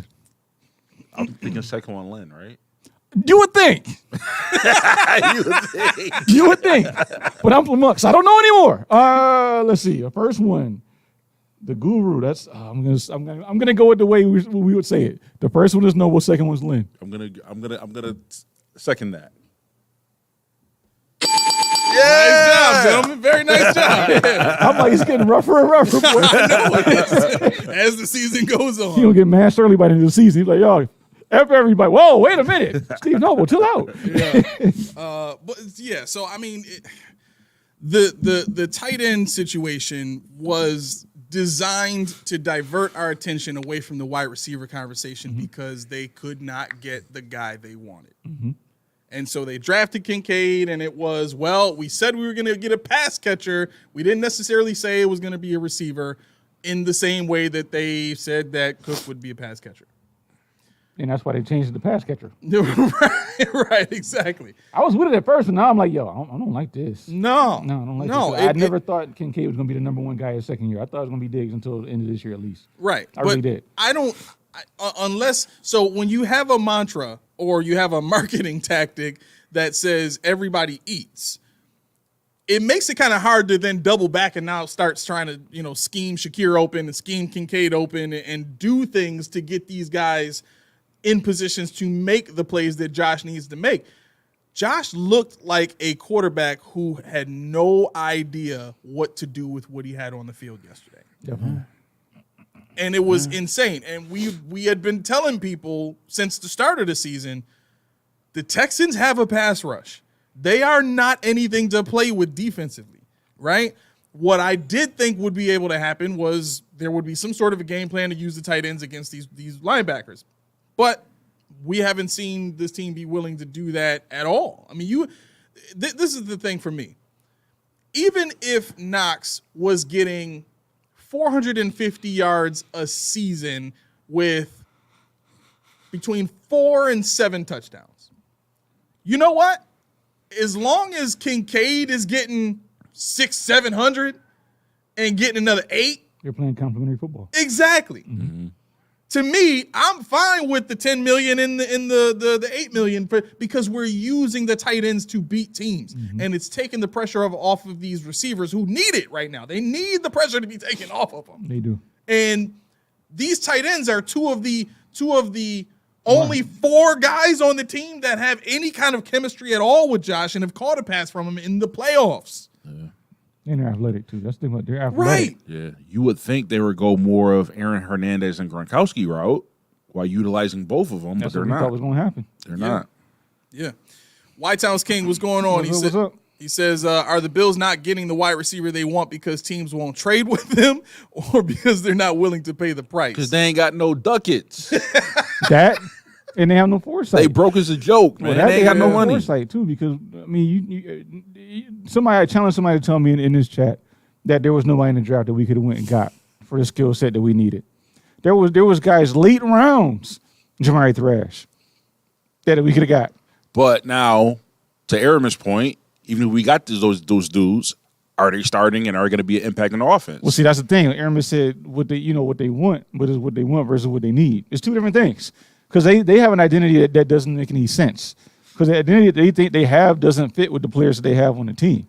Yeah. And it's like the offensive line is extended now. It's too much of a mismatch. The defense got caught up. But what did we say? What did I say when Taylor Rapp was playing? They were talking. Communication was there. The only unit we had where communication was right. Yeah. Even when they made a mistake, it was youth. But they had the right ideas. Right. Balin Spector's in the middle of the field. Right. And we look good. Terrell Bernard's back. He got a pick, so we were fine. But the thing is, when you're talking about an offense with this elite dude that you're paying all this money to, and you built this stuff around him, trying to keep it PG, the stuff around him, and he co-signs it. Yeah. They screwing you. Yep. Allen, I know you're not watching, but watch this. They're screwing you, and you're like, okay, cool. You say so, let's do it. Now I had a conversation with somebody that we know, on Twitter. And he seconded me. He said, the way this is going, the way he's looked, the way he's dejected, this is not my franchise quarterback. Yeah. And I'm not taking away from Josh as a man, but it's a certain demeanor you have to have. Look at C.J. Stroud yesterday. Yep. C.J. Stroud was swag on the field. Yeah. I mean, he's a warrior. Josh lets his play for him, and that's where you could be the best player in the field, but there's got to be another component to you. Yeah. There's got to be something else to you. Your talent's going to get you there. But when you're a leader, when you're a captain, when you're the man of men, you got to bring something else too. You got to bring people with you. Right. The highlight of that game was those unis was dope, dog. Unis was crazy. Those joints is hot. Unis is crazy. 100%. Can we get a color rush like that? Can we just change something? Bro, they even changed the whole helmet completely. Yeah. They got rid of the logo. They put the 8. That's hot. I just want to change the stripe or something. Every team should be able to do a city uniform. Bro, the Bills would do the same thing they do now. Dude, probably. Dude, when I got home, I was like, oh. Yeah. I was about to get one. Well, they leaked on Twitter. I was about to get one. Man, I might buy a Diggs jersey, man. I don't know. Yo, you know what's crazy about it, though? Like, I know I shouldn't, but I might have to adopt the Texans, dude. Like, the culture, the swagger, the coach. And I thought about you because a defensive-minded coach who was ton offense. Yo, let's go. Hurry up. Hurry up. Why y'all going so slow? Yep. And like I said, I do like the team and I like the thing, but again, I'm not criticizing them, but they're a young team. They got a young coach with a young team. They're fun to watch. Fun to watch. I mean, even though they made a couple mistakes at the end, but they don't have the miscommunication stuff. They look like they know what they're doing. Mm-hmm. Even with Mixon gone, Nico Collins gone. That's another point. They still know who they are and what they're doing. Right. That's another point. They don't look like they miss a beat. They were missing their number 1 wide receiver and their number 1 and number 2 running backs. Yeah. That's crazy. Yeah. One thing I do want to say, what do you guys think about this? Right, Buffalo Buddha, what's going on, man? Welcome to the show. He says, if Josh just played better, Kincaid and Hollins would have a lot more yards. See, it's a combination though. Yeah.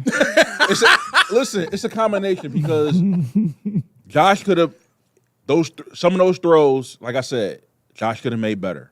However, some of those catches, they dropped catches too. They did. So together, like if both of them would have did together, then yeah, you do have that.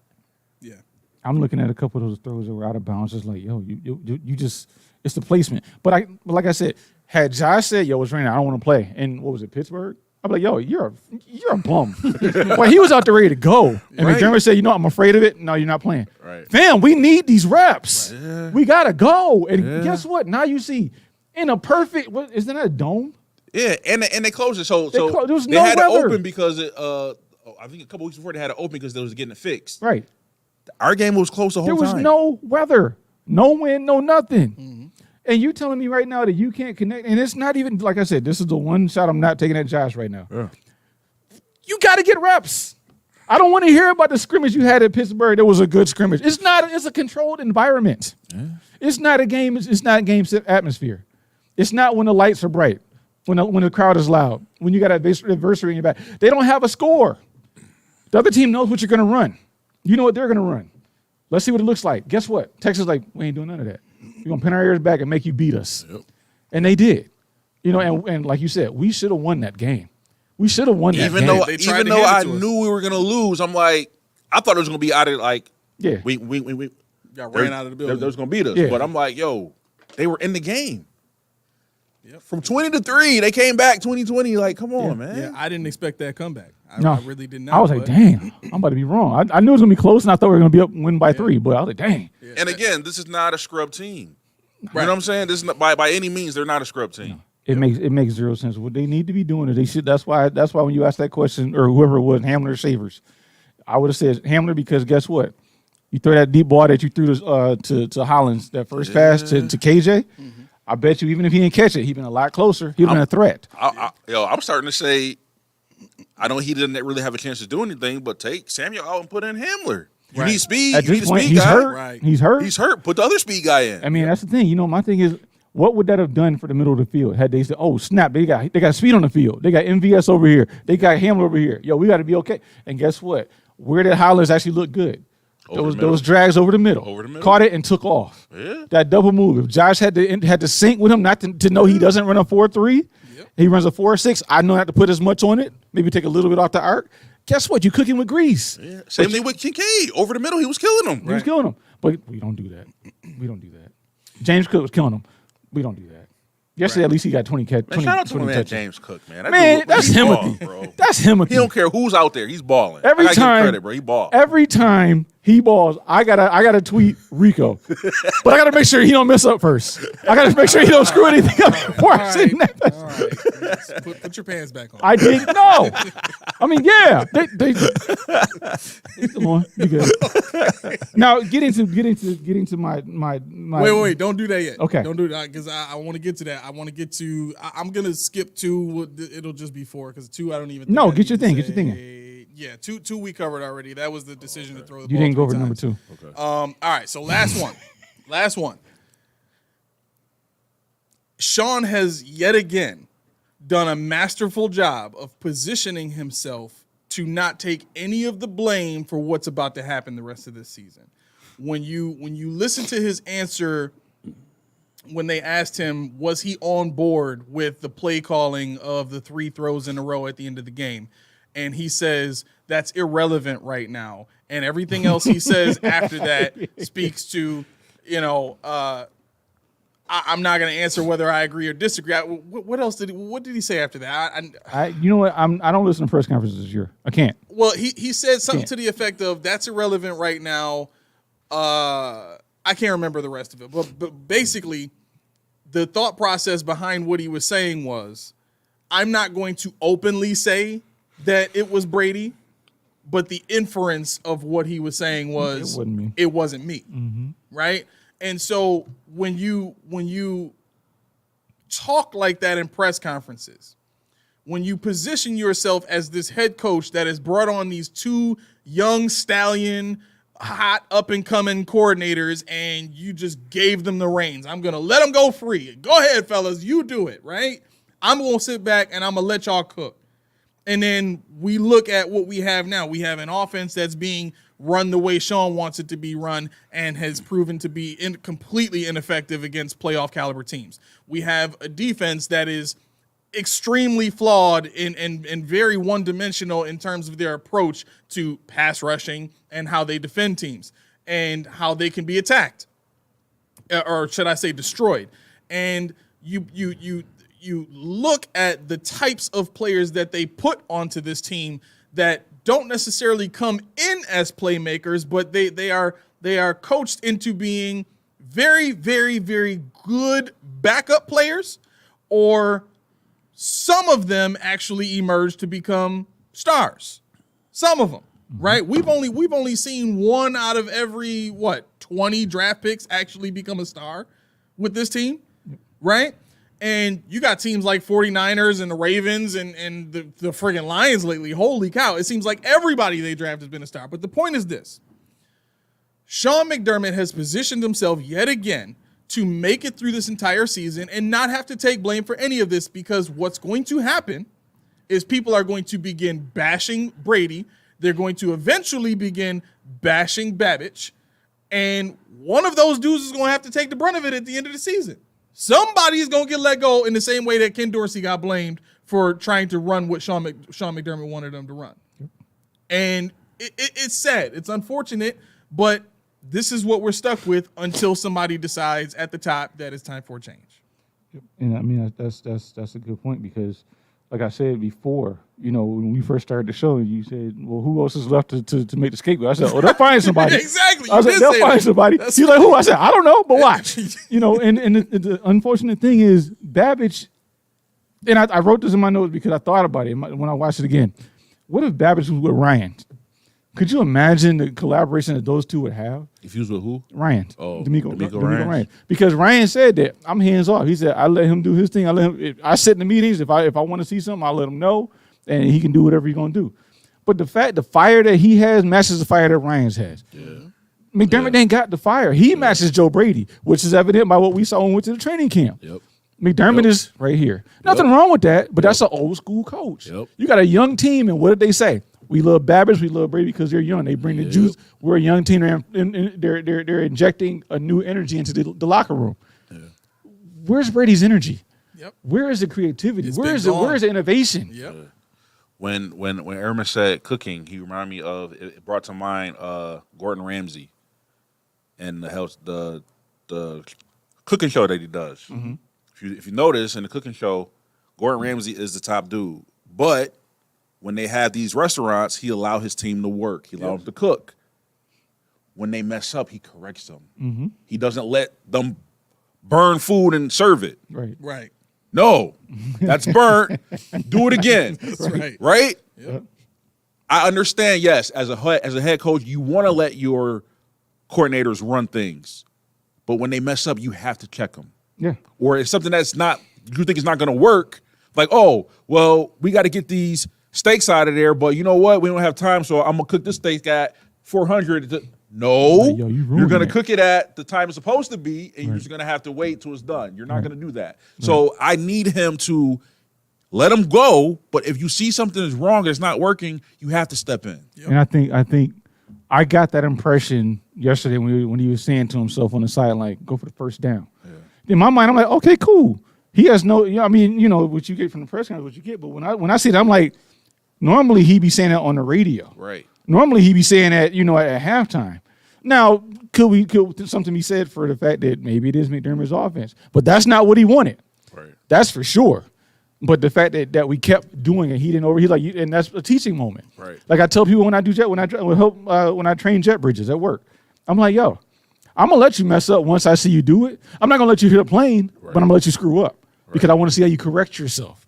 So going to next week, this is not a short game. This is a long game. We got 12 more games to go. Yeah. Well, see, this is kind of the point right here. I'm going to bring this back up. Kev says, or are they running a flawed McDermott system? That's kind of the point that I was trying to make, like, a couple points ago. But like that to me is why I brought up the whole Ken Dorsey point, because for as much as Sean wants to go and try to correct these coordinators, we've already seen that Joe Brady can have success at a high level. We saw him at LSU. We saw him with the Carolina Panthers and what he was able to do with Curtis Samuel. I mean, granted, the head coach tried to get him to run the ball a lot more in that offense too, and kind of put the reins on him and ultimately hurt Brady's ability to do much. Mm-hmm. But Brady is a good coordinator. We've seen what he can do with good players, right? Mm-hmm. So I can't even look at what we're seeing now and say Brady's not a good coordinator. What I can say is I have seen this show before. I've seen an offense like this. It happened under Dorsey. Same exact thing. That's where what you I was got going. I said miscommunication. Yep. Right? Yeah. So that to me is the ultimate like culmination of this whole point is like, yo, if we don't find a way to force Sean McDermott to find another Brian Daboll who's willing to stand up to Sean and give him the finger whenever he comes in the building trying to talk about you need to run the ball more. No, Sean, I'm going to do what my quarterback wants to do, which is we're going to sling that thing, and we're going to make plays all over the field, and we're going to be the best offense in the league for years and years and years. Like, that's what Daboll was. We young. We got to move. Right.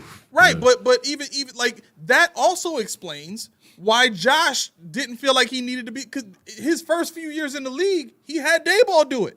He had Daboll standing up to Sean. And then what happened? He saw the bickering between Daboll and Sean. Then Daboll leaves. Now there's this complex on Josh, like, yo, if I start doing that, I might be gone too, and I'm still on my rookie contract. It ain't even like I got the $200 million yet. So he should have been like, hey, Steph, come with me real quick. right. Yo, like you go up to mom when you finna ask her, y'all go out to eat or something, right? I need strength in numbers. Let's go. Yeah, that's right. Yeah, man. So oh my gosh. The attention needs to be diverted away from the coordinators and back to where it belongs, which is Sean McDermott. And I think it was Laura who said it. I'm gonna pull her comment back up too. If I could just find it really quick. Where is it? How did it get buried so fast? Jeez. Where you at? Oh, so, all right. So she says, although McD can make excuses or spin the narrative, ultimately the OC and DC report to him, so he won't ever be blameless. That needs to be the mindset for all of us going forward. Like, for all the flaws and everything that the coordinators may have, like, okay, fine. But at least let the two sides of the ball for those coordinators look like they want it to look. We can't even say that this is Brady's offense. I definitely won't say that. Right. Never seen him do this before. I don't even know if we can say this is how Babbage would build his defense. I can't even say this is how he would, like, he's coaching and using a scheme that's not his. I feel bad for him if somebody else gives him a defensive coordinator job, because where he's at right now, he's not going to be prepared. If somehow Sean gets fired, Babbage is stuck.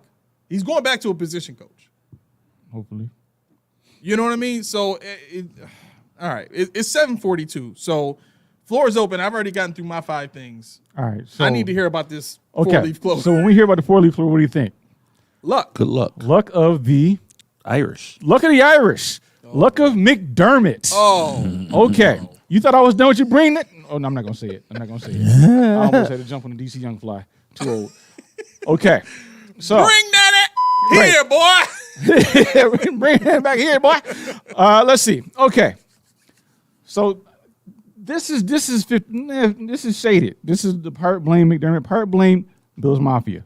Yes, this is where this part of the show where we might lose some subscribers. Oh, all right. This should be fun.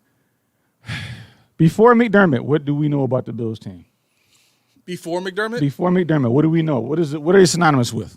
Not making the playoffs. Not making the playoffs. Running the ball, losers. playing defense. Playing defense.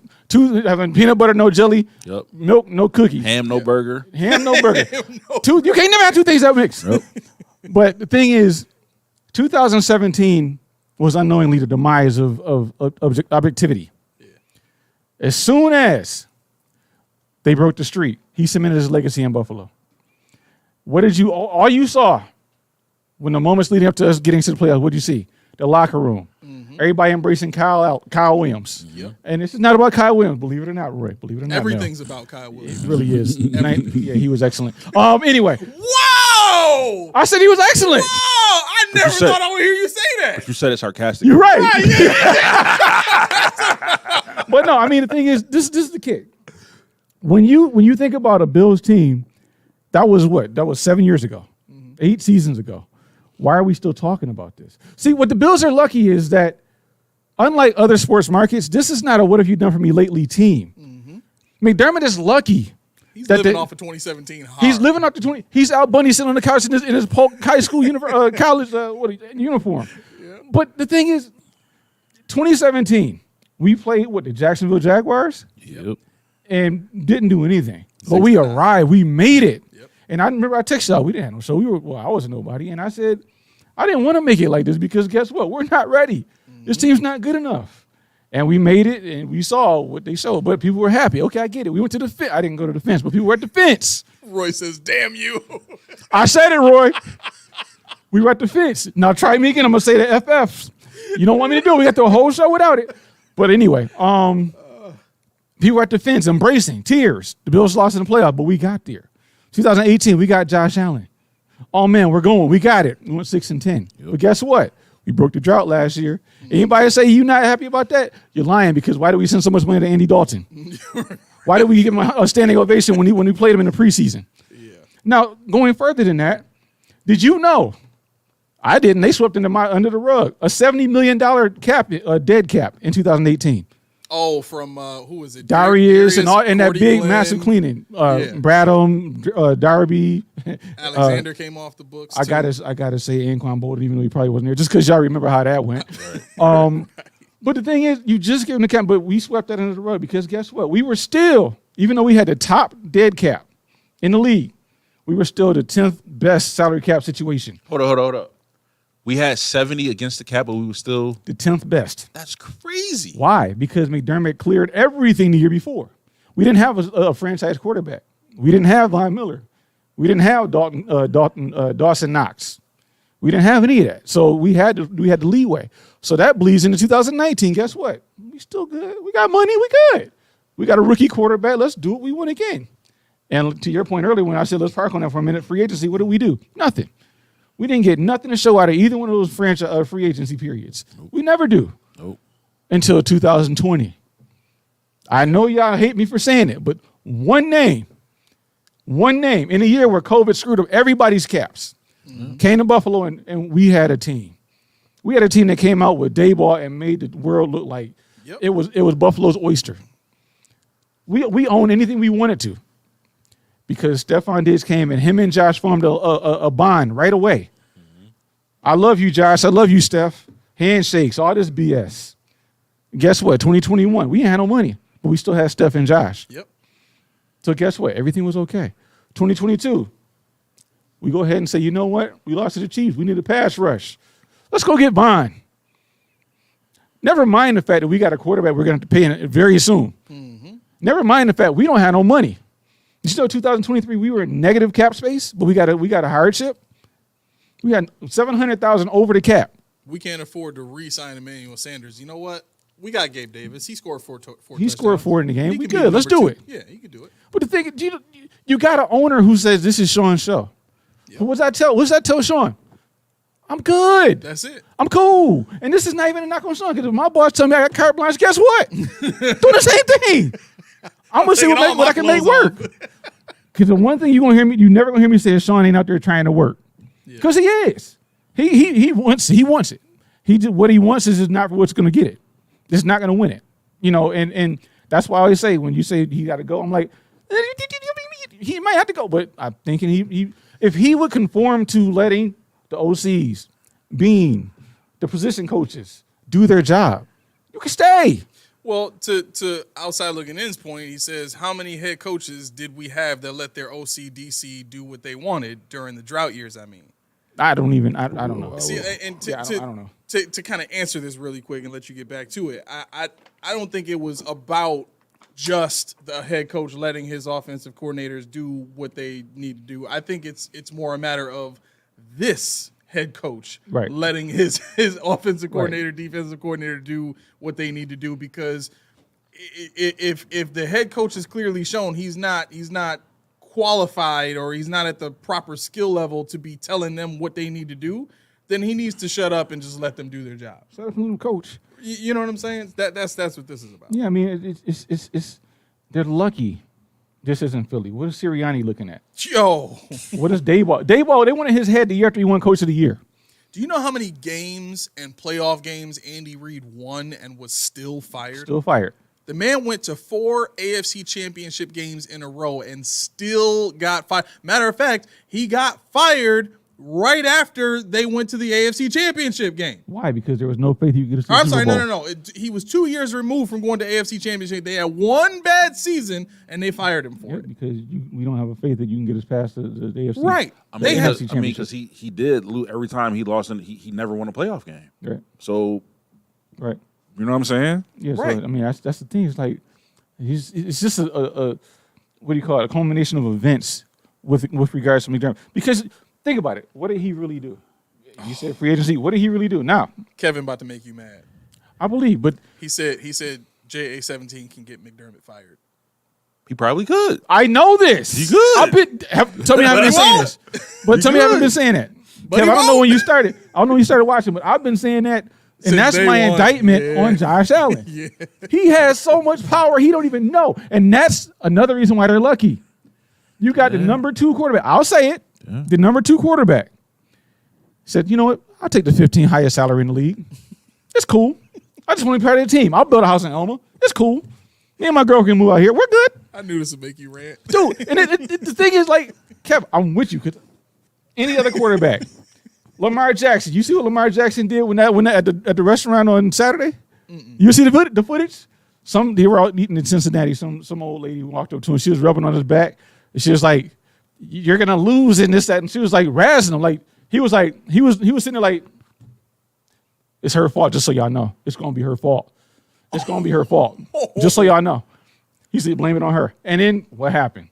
He went out there and balled. He went out there and balled. They almost lost that one. They It don't got matter. they got a huge horseshoe. They for that did, one. they did, but Huge they horseshoe. came back. Hey, I'm saying he had one fumble, but he 2 balled. fumbles. Well, I mean a major one at the end.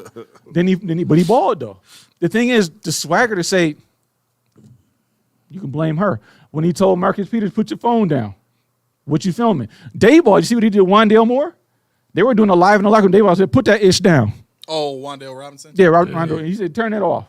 Yeah. All you saw was the team script. But see, Mr. 17, J17, you got all that power and then some.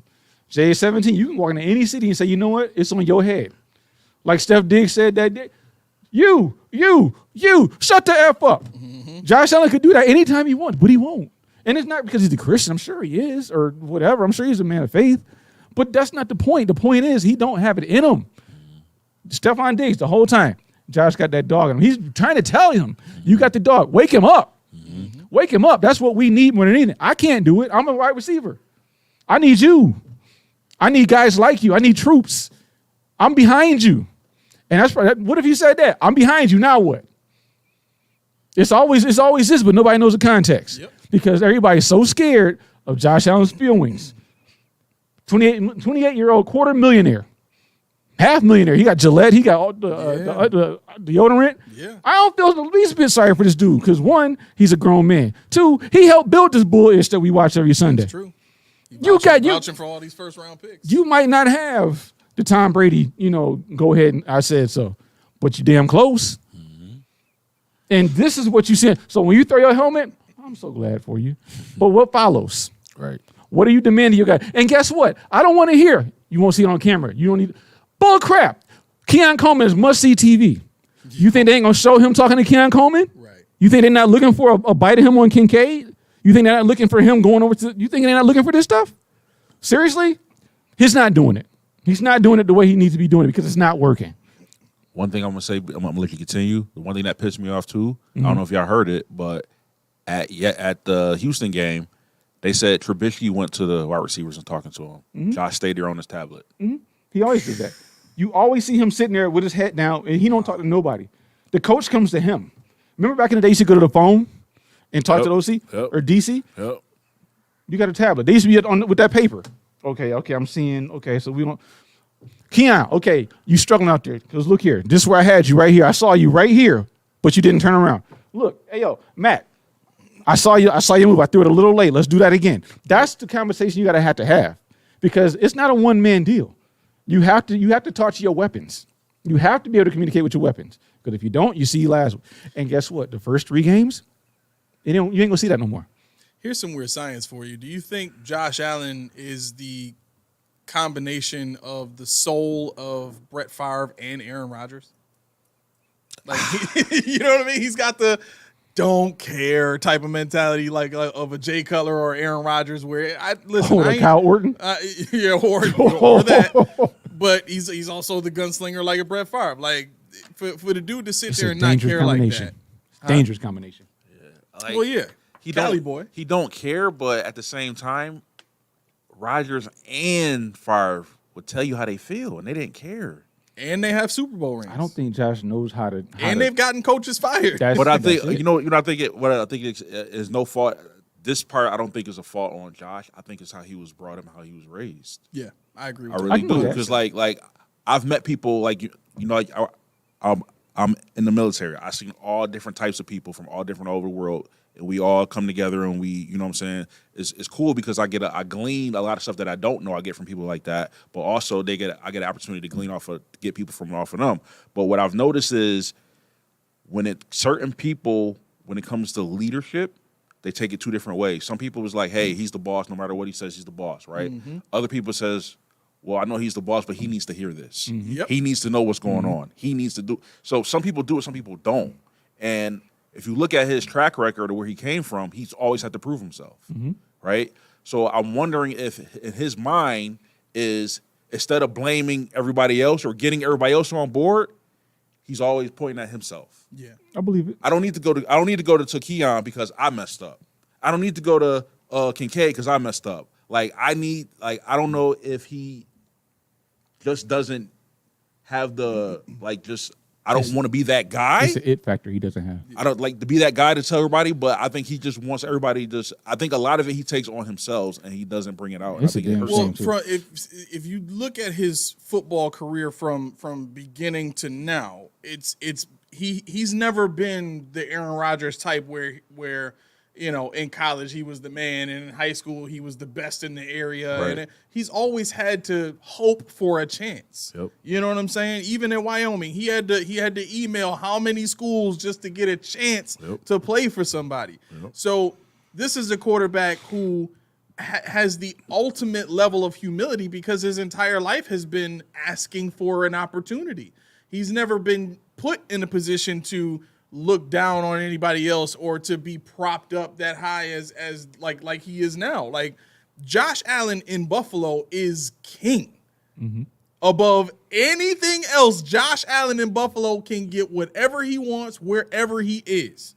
It don't even matter. They will give it to him, right? This is the first time in his entire football career that he's ever had that. Like even in Wyoming, people walking around like, yeah, we love Wyoming, but nobody else knows who we are. So you know what I'm saying? Like that's what it's been. So that was one of the things I've always had that same thought. Like his upbringing and how he got here plays a big part in his unwillingness to buck authority. And unfortunately, Sean needs a guy like a Lamar Jackson or like a Joe Burrow even or like an Aaron Rodgers to push him, on camera, push him. Like, just get off of me. Don't try to hug me. Get off of me. Like that. Sean needs that because Sean needs to understand there's another guy in the building that can check him if he needs to be The checked. craziest part is he was there for Cam Newton, and he was there for Donovan McNabb. When McNabb got in Terrell Owens' face and McNabb was yelling at Andy Reid, he was there. He saw this, and that's what he tried to avoid. He made sure he didn't want that kind of capital because he saw it. And this is what I understand. And to me, this is evident in anything, in business and relationships and in anything. In order to be successful, you have to go through struggle, right? Look at all the top businesses. They didn't just come out the woodwork and everything was worked out. They went through adversity. They went through struggle. That's what made them better. That's what makes us who we are. All three of us went through adversity, and that's why we're the men that we are today. We didn't have it because everything was easy. So what I don't understand is if you know that, and if I know that, I'm pretty sure people who older than me should know that too. So if you know that adversity is going to make you stronger, it's going to develop you to be better, wouldn't you allow that to happen? Like allow those conflicts to happen, allow those disappointments to happen to see how they're going to react, see how they're going to grow from it? Right. You can't take all the danger away and think that they're going to be okay. Like you can't be a captain on a ship and you've you're sailing and you never sail through a storm. Everything's been calm Never water. gonna happen, yeah. You're never gonna be good. Why? Because you never faced adversity. Yep. You have to face adversity to be better. You have to. Yeah, the last thing I was going to say and it is McDermott's tenure is solidified with 7 names. Obviously, Deion Dawkins, Jordan Poyer, Micah Hyde, Steph Diggs, Matt Milano, Khalil Shakir, Taron Johnson, and of course 17. Outside of those 7 names, McDermott's not here anymore. They saved his job. Yeah. The luck of the Irish, fellas. The luck of the Irish. Wow. Well placed. Well done. Very good job there. I had to put some razzle dazzle in that thing. Thank you for putting that clover in there. Yeah, no problem at all. I need Hopefully, hopefully, I need it. hopefully the fire I put on that bad boy is actually true because it needs to run out. This luck of bubble protection that he's had from all these great players that have covered him and coaches that have covered him, like it just needs to stop. He needs to be exposed for who he is, and somehow, some way, he keeps finding a way to hide behind some veil of excuses. It's crazy. It is 8:00. I did want to respond to this comment really quick. Outside looking in, I respect your opinion, bro. He says thinking that we have the answers in an unknown world is asinine. I respect the opinion. I don't know if I understand the premise, right? Because I mean, I don't think we profess. I don't know Jack. I know nobody. This is just me watching film, watching the press conferences, reading everything. Right, and you know, for me, you know, I have access to NFL players and inside information and stuff like that, but I study just as much as you guys do. You know what I'm saying? So we put work into it. You know, looking at Sal. Oh, okay, he's talking about Sal. I'm about to say I want to explain myself. Yeah, I don't know no more than you. I'm just trying to be here doing the best I can. And for you guys that sat there through me dog walking Josh and Sean, man, subscribe because this is as bad as it's gonna get. Trust me, I'll be back on Friday. I'll be back. Yeah, but I gotta go to work, so we gotta. Yes, we got to get dizzle. Right. Hopefully the music works this time. I thought it was going last time. It wasn't even. All right, you ready? You ready to go? I am ready to go. Hit it. All right. So Ree's tea, 1 part refreshing, 1 part delicious, 2 parts healthy. That's what you can expect when there are only 4. Count them, 4 ingredients. I don't even drink tea, and well, let me tell you, that's a good drink right there. What are you doing? Head on over to Ree's, get your supply by the case or individuals. Why would you do that? Why not just go get the whole case? Trust me, you'll feel better inside later. You won't be disappointed, I guarantee it. But what do I know? See for yourself. Ree's tea. Click the link in the description. Use do. Let them know who sent you. I love it. I love it. Get a case. Get a case. All right, listen. If you have any other comments, concerns, ideas, anything, you can hit us on our social media pages. Links are in the description below. Other than that, man, I want to thank everybody for tuning in tonight. Everybody that joined us in the comment section, in the chat, all that, right? I love y'all. I appreciate y'all. Every single time we do this, it is a ball to do it with y'all. So if you've seen this show for the first time tonight and it's your first time joining us, please like, subscribe, hit that bell, make that thing Ring-a-ling-a-ling. so that you can get all the notifications. Like this week, we're gonna start trying to get the Coach D's Corner out a little bit earlier because we do realize it comes out like kind of late in the week when we're already starting to prepare for the next team. So we want to do a better job with that. We're going to try to get it out earlier. I think we're going to shoot tomorrow evening, and then hopefully I can get it out either the same evening, depending on what time we shoot it, or I can get it out Wednesday morning at the very latest, okay? All 22 usually doesn't come out until, Tuesday. 36 hours after the game, Right. at least. Yeah, so it's kind of tough to do it right after with the video and everything. But listen, thank you guys for tuning in. This has been the Podium Podcast, sponsored by Ree's Tea, home of the all truth, no sodium takes. I have been your co-host, Aramis. Melly Mac. And disgruntled Keys. No, I'm joking. 40 Keys. Have a good one, y'all. OLI, better game next week. Yeah, hopefully. All right, y'all have a great night. Peace out.